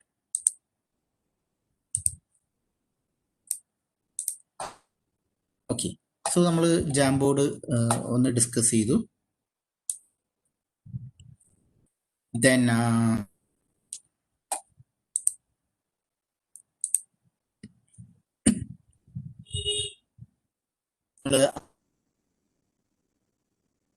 Collaborative learning tool discuss ചെയ്തു. Jamboard is actually an example. പിന്നെ ലാബ് എക്സ്പെരിമെന്റ്സ് നടത്താനായിട്ട് ഒരു പരിധിവരെയും ഗൂഗിൾ ടൂളുകളൊന്നുമില്ല. പക്ഷെ ലാബ് എക്സ്പെരിമെന്റ് നടത്താനായിട്ട് ഗൂഗിളിൽ പ്രോഗ്രാമിംഗ് ആസ്പെക്റ്റിലാണ് ഗൂഗിൾ കോലാബ് എന്ന് പറഞ്ഞൊരു ഫംഗ്ഷനിൽ പൈത്തൺ പ്രോഗ്രാമിംഗ് ചെയ്യാം, അല്ലെങ്കിൽ ഏതെങ്കിലും ഓൺലൈൻ പ്രോഗ്രാമിംഗ് എൻവയോൺമെന്റ് ചെയ്യാം. നെക്സ്റ്റ് വൺ ഇലക്ട്രോണിക്സ് ബേസ്ഡ് ആയിട്ടുള്ള സബ്ജക്റ്റുകളാണെങ്കിൽ ടിങ്കർ കാർഡ് എന്ന് പറഞ്ഞിട്ടുള്ള ഒരു ആപ്ലിക്കേഷൻ ഉണ്ട്, അത് വെച്ചിട്ട് ചെയ്യാം. ഇതൊന്നും ഗൂഗിൾ അല്ല, ഗൂഗിളിന്റെ പുറത്തുള്ള ആപ്ലിക്കേഷൻസ് ആണ്. പിന്നെ അതുപോലെ ഒരു ചെറിയ മിനിമൽ ലെവൽ, സ്കൂൾ ലെവലിലേക്കാണ് പറ്റുള്ളൂ, മിനിമൽ ലെവലിൽ ലാബ് കണ്ടക്ട് ചെയ്യാനുള്ള ഒരു ടൂളാണ് science journal. But they are developing കുറെ ഫംഗ്ഷനാലിറ്റികളൊക്കെ ഉണ്ട്. ബേസിക് സയൻസ് അല്ലെങ്കിൽ ഫിസിക്സ്, കെമിസ്ട്രി, കുറച്ച് ലാബുകളൊക്കെ സയൻസ് ജേണൽ വെച്ചിട്ട് ചെയ്യാവുന്നതാണ്. ഇത് സിമുലേഷൻ വർക്കിനുള്ള നോൺ ഗൂഗിൾ ടൂൾസുകളാണ്. 2-3 ഗൂഗിൾ ടൂൾസുകളാണ് ഇത് സിമുലേഷന് വേണ്ടിയിട്ട്. പിന്നെ ചെയ്യുന്നതിനുള്ള 2-3 ആപ്ലിക്കേഷൻസ് ആണ്. ടിങ്കർ കാഡ്, വി ലാബിൽ കുറെ എഞ്ചിനീയറിംഗ് എക്സ്പീരിയൻസ് ചെയ്യാൻ പറ്റും. ഓൺലൈൻ ലാബ്സ് എന്ന് പറഞ്ഞ വെബ്സൈറ്റിലും ചെയ്യാം. അതൊന്നും ഗൂഗിളുമായിട്ട് യാതൊരു ബന്ധമില്ല. പക്ഷെ ഇത് നമ്മുടെ ഇതിനൊക്കെ നല്ല യൂസ്ഫുൾ ആയിട്ടുള്ള 2-3 ടൂളുകളാണ്. ഇത് നമ്മൾ പറഞ്ഞാണ് ഗൂഗിൾ ഫോം. പിന്നെ ഓട്ടോ ഡ്രോ നിങ്ങളൊന്ന് ട്രൈ ആവുന്നതാണ്. ഓട്ടോ ഡ്രോ ഇതൊരു ആർട്ടിഫിഷ്യൽ ഇന്റലിജൻസ് ബേസ് ചെയ്തുള്ള ഒരു ഡ്രോയിങ് ടൂളാണ്. നമ്മൾ എന്ത് റാൻഡം വരച്ച് കഴിഞ്ഞാലും അതിന് ഇക്വലന്റ് ആയിട്ടുള്ള നല്ല പെർഫെക്റ്റ് ആയിട്ടുള്ള ഫിഗർ ജനറേറ്റ് ചെയ്യുന്ന ഒരു ടൂളാണ് ഓട്ടോ ഡ്രോ. അതിന്റെ അഡ്വാൻറ്റേജ് പല ഫിഗേഴ്സും ബൈ ഡിഫോൾട്ട് നമുക്ക് യൂസ് ചെയ്യാനുള്ള പെർമിഷൻ ഒന്നുമില്ല, അതാരും ഫോളോ ചെയ്യാറില്ലെങ്കിൽ പോലും. അപ്പോൾ അതൊന്ന് കറക്റ്റായിട്ട് ഫോളോ ചെയ്യണമെങ്കിൽ നമുക്ക് ആദ്യം ഫിഗേഴ്സ് എല്ലാം നമ്മൾ തനിയെ ജനറേറ്റ് ചെയ്യണം. അതിന് യൂസ് ചെയ്യാവുന്ന ടൂളാണ് AutoDraw. Google AR and VR പൊതുവെ എല്ലാവർക്കും പോപ്പുലർ ആണ്, ആണെങ്കിൽ നമുക്ക് യൂസ് ചെയ്യാം. സപ്രട്ടിക് എന്ന് പറഞ്ഞ ഗൂഗിൾ ആപ്പ് ഉണ്ട്. അത് basically it is working on top of your mobile phone. It is not a web based application. വേറൊരു കമ്പനിയുടെ ആണ്, ഗൂഗിൾ അക്വയർ ചെയ്തതാണ്. അപ്പൊ അതിന്റെ കുട്ടികൾ അല്ലെങ്കിൽ നമ്മളൊക്കെ എന്തെങ്കിലും എഴുതി കഴിഞ്ഞിട്ട് അതിന്റെ ഒരു ബാക്ക്ഗ്രൗണ്ട് അല്ലെങ്കിൽ അതിന്റെ ഒരു തിയററ്റിക്കൽ സപ്പോർട്ടൊക്കെ അറിയണമെങ്കിൽ ജസ്റ്റ് അതിന്റെ മുകളിൽ ഒന്ന് സ്കാൻ ചെയ്ത് ഇതൊന്ന് പിടിച്ചേച്ചാൽ മതി. അപ്പം കണ്ടന്റ് കൺവെർട്ട് ചെയ്തിട്ട് അതിനെ കറസ്പോണ്ടിങ് ആയിട്ട് ടെക്സ്റ്റ് ആയിട്ടൊക്കെ ജനറേറ്റ് ചെയ്ത് നമുക്ക് ഇങ്ങനെ കിട്ടും, വീഡിയോയും എല്ലാം. അപ്പം അത് നമ്മളുടെ ഈ ക്വസ്റ്റ്യൻ എന്തെങ്കിലും ഡൗട്ട്സ് ഒക്കെ ഉണ്ടെങ്കിൽ വെരിഫൈ ചെയ്യാനായിട്ടുള്ള നല്ലൊരു ടൂളാണ് സോക്രട്ടിക് എന്ന് പറഞ്ഞ ടൂള്. പിന്നെ വരുന്നത് ഗൂഗിൾ സ്ലൈഡോ എന്ന് പറഞ്ഞൊരു ആപ്ലിക്കേഷൻ. ഗൂഗിളിന്റെ എല്ലാ Slido is actually third part application. അതുപോലെ കുറെ ആപ്ലിക്കേഷൻസ്, മെന്റിമീറ്റർ ഉണ്ട്, പാഡ്ലെറ്റ് ഉണ്ട്, അങ്ങനെ കുറെ ആപ്ലിക്കേഷൻസ് ഉണ്ട്. അപ്പം അതിൽ പെടുന്ന ഒരു തേർഡ് പാർട്ടി ആപ്ലിക്കേഷനാണ് സ്ലൈഡോ. ഞാൻ ജസ്റ്റ് സ്ലൈഡോ ഒന്ന് ഡെമോൺസ്ട്രേറ്റ് ചെയ്യാം. സ്ലൈഡോ വർക്ക് ചെയ്യണമെങ്കിൽ ഫസ്റ്റ് തിങ് നമുക്ക് ഒരു ഗൂഗിൾ സ്ലൈഡാണ് വേണ്ടത്. ഒരു ഇന്ററാക്റ്റീവ് സ്ലൈഡാണിത്. നിങ്ങൾ പൊതുവെ കണ്ടിട്ടുണ്ടാവും, ഇതിൽ വെബെക്സിലുണ്ട്, സൂമിലൊക്കെ ഉണ്ടാവും. ഒരു പോള് നടത്താൻ പറ്റുള്ളൂ നമ്മൾ ക്ലാസ് കണ്ടക്ട് ചെയ്യണതിൻ്റെ ഇടയിൽ പോൾ അല്ലെങ്കിൽ ഒരു ക്വസ്റ്റ്യൻസ് ഒക്കെ നടത്താനായിട്ട്. അപ്പൊ അതിന് യൂസ് ചെയ്യാവുന്ന ഒരു ടൂളാണ് ഈ സ്ലൈഡോ. അപ്പൊ അതും നേരത്തെ പറഞ്ഞ പോലെ തന്നെ ഒരു ആഡ് ഓൺ ആണ്, ഒരു തേർഡ് പാർട്ടി ആഡ് ഓൺ ആണ്. അപ്പോൾ first thing what you have to do is you have to get it from that Slido add on. Once you have installed, you will be getting Slido Google slide. Then you have to open the sidebar. Okay, you have to access that Slido first. Access ചെയ്യുമ്പോൾ തന്നെ നമുക്ക് അതിന്റെ options എല്ലാം ഇവിടെ കിട്ടും. Create session. ഇവിടെ options ഒക്കെ കിട്ടി. Live pod, add A quiz pod, ഒരു ക്വിസ് പോഡ് ആഡ് ചെയ്യാം. ഇതിൽ സ്ലൈഡോ തന്നെയാണ് അതെല്ലാം സെറ്റ് ചെയ്യുന്നത്. ഇത് ഇന്ററാക്റ്റീവ് ആണ്, പ്രസന്റേഷൻ ചെയ്യുന്ന സമയത്ത് ചെയ്യുന്നതാണ്. Question 1,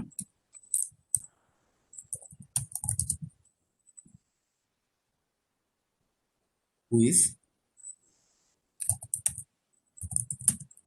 governor of Kerala? So I am putting an answer X, Y, or Z. I can place a timer like 20 seconds, then save it. To set the right answer, save it.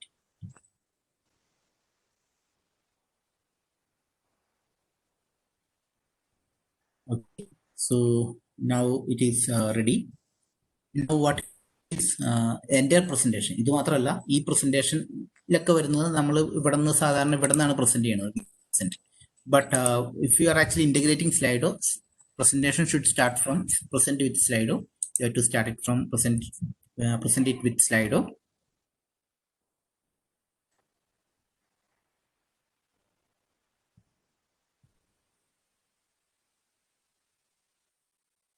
The Slido.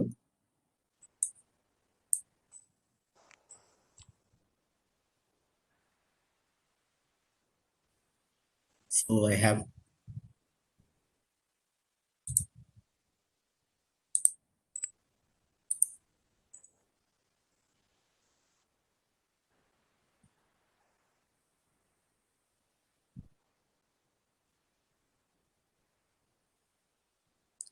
okay.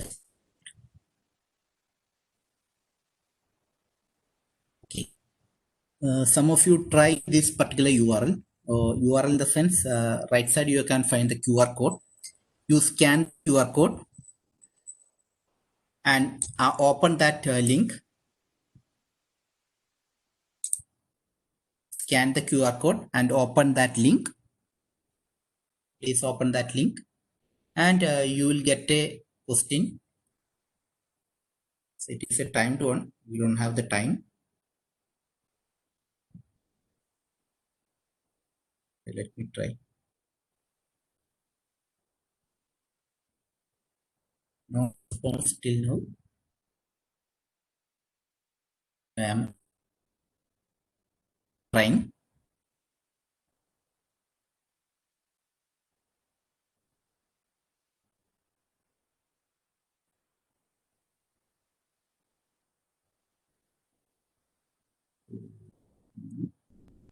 Somebody has stated.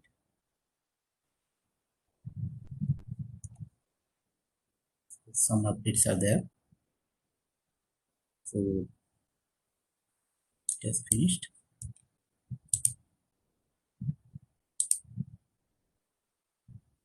Okay. So we have the responses. Shabira 0.28 seconds completed this one. Naija. So it's like you can have an interactive session during the live lectures. That is one advantage of going for Slido. I mean, similar tools are there. Multiple tools are there. One example is Slido. Similar tool is actually Padlet is there. That similar tool. So that is Slido. The one which I have mentioned, different extensions for Chrome. It is also mentioned. Some of the extensions, and this one is actually Autocrat. Autocrat is actually very popular for generating the certificate, and it not only generate the certificate, along with the certificate generate, it automatically sends the certificate to the destination. So that for that Autocrat is very good, especially right now students have to undergo co-curricular and extracurricular activities, and if they are conducting or actually participating that one, we have to provide the certificates, and Autocrat will help you to do that. We need to have the template, and we should have the Excel sheet for the data. Then we can collect and generate a certificate similar to mail merge in Microsoft Office. Okay, that is actually one function. So effectively using all this, what we are actually expecting is something like we are expecting an environment something like this one. That is we are actually sitting at or demonstrating things from your home or from your institution, and we'll be having a number of display units. That display unit will display all the participants, and we'll get a virtual classroom environment, and that will help us to deliver the content much better than the usual online method. So that is what we are expecting in Education 4.0. That is, Education 4.0 means it is actually an integration of Industry 4.0. Along with that, we are actually trying to incorporate so many AI tools, artificial intelligence tools for Education 4.0. That means it has so many things. That is, we have a mechanism to evaluation of e-assessment. That is, those who have submitted the data may be uploaded, and the artificial intelligence will be scanning the document and evaluating the data. Then we can have we can replace the lecture or the tutor itself with the help of intelligent teletutor chatbot, etc. That you can see in current e-commerce websites. That is, whenever you try to communicate in organization for the first time, your tele or chatbot will be responding. Only after bypassing this chatbot, you will be able to connect to the customer care. So that is also possible with education system also, and it said that this one is actually better than the traditional teachers. These intelligent teletutors are actually better than us. Then so many other tools are actually under development. So we can expect a kind of modified model within 4 to 5 years. That is actually integrating all those stuff. So we should be ready to update or to take up all these challenges. And I will, before wind up, I'll try to answer some of the queries. Binu sir, Some of the queries. Yes.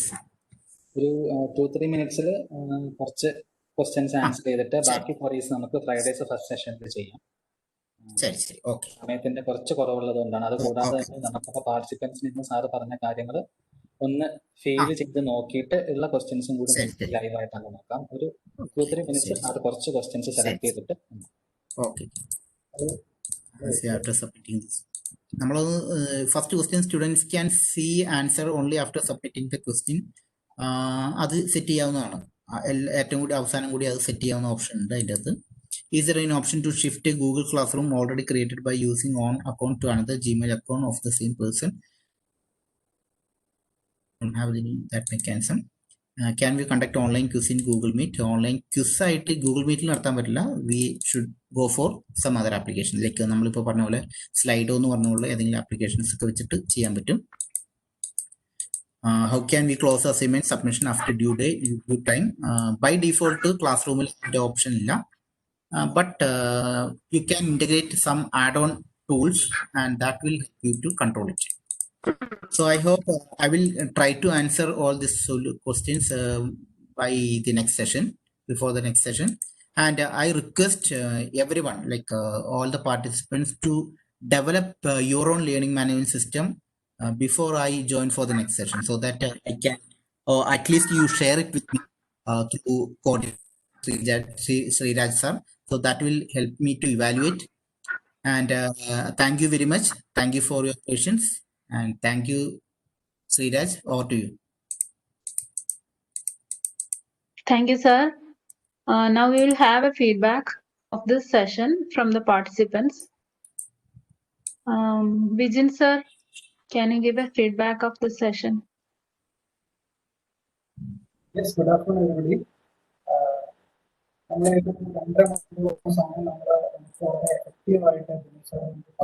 Sir, കുറച്ചും കൂടി clear ആകുമോ? Dileep sir രാവിലെ mention ചെയ്തിട്ടുണ്ടായിരുന്നു ഒരു teacher പ്രതികരണം പറഞ്ഞതാണ് ഏറ്റവും difficult ആയിട്ടുള്ള ഒരു ടാസ്ക് എന്നുള്ളത്. അപ്പം ആ ടാസ്ക് ആഫ്റ്റർനൂൺ സെക്ഷനിനകത്ത് ദിലീപ് സാർ വളരെ എഫക്റ്റീവായിട്ട് നമുക്ക് എങ്ങനെയാണ് ഒരു ലേണിംഗ് 4.0 എത്തിക്കാന്നുള്ളത് നമുക്ക് വ്യക്തമായിട്ട് പറഞ്ഞു തന്നു. അതേപോലെ തന്നെ നമ്മളെല്ലാവരും ഒരുപാട് ടൂൾസ് ഉപയോഗിക്കുന്നവരായിരിക്കാം. പക്ഷെ അതിൽ നിന്നെല്ലാം വ്യത്യസ്തമായിട്ട് നമുക്ക് എങ്ങനെയാണ് ഒരു ലേണിംഗ് മാനേജ്മെന്റ് സിസ്റ്റം നമുക്ക് എങ്ങനെ ഡെവലപ്പ് ചെയ്യുന്നു എന്നുള്ളത്, ഡെവലപ്പ് ചെയ്യാമെന്നുള്ളത് വളരെ വ്യക്തമായിരുന്നു. So session was effective. Thank you sir. And പട്ടേലിൽ പരിപാടി ഈ ഒരു സെഷൻസ് ആരംഭിച്ചു പട്ടക്കൽ പോളിടെക്നിക്കിൽ വളരെ നന്നായിട്ട് ആഗ്രഹിക്കുന്നു. Okay, thanks sir. Thank you. Okay. Anubama miss.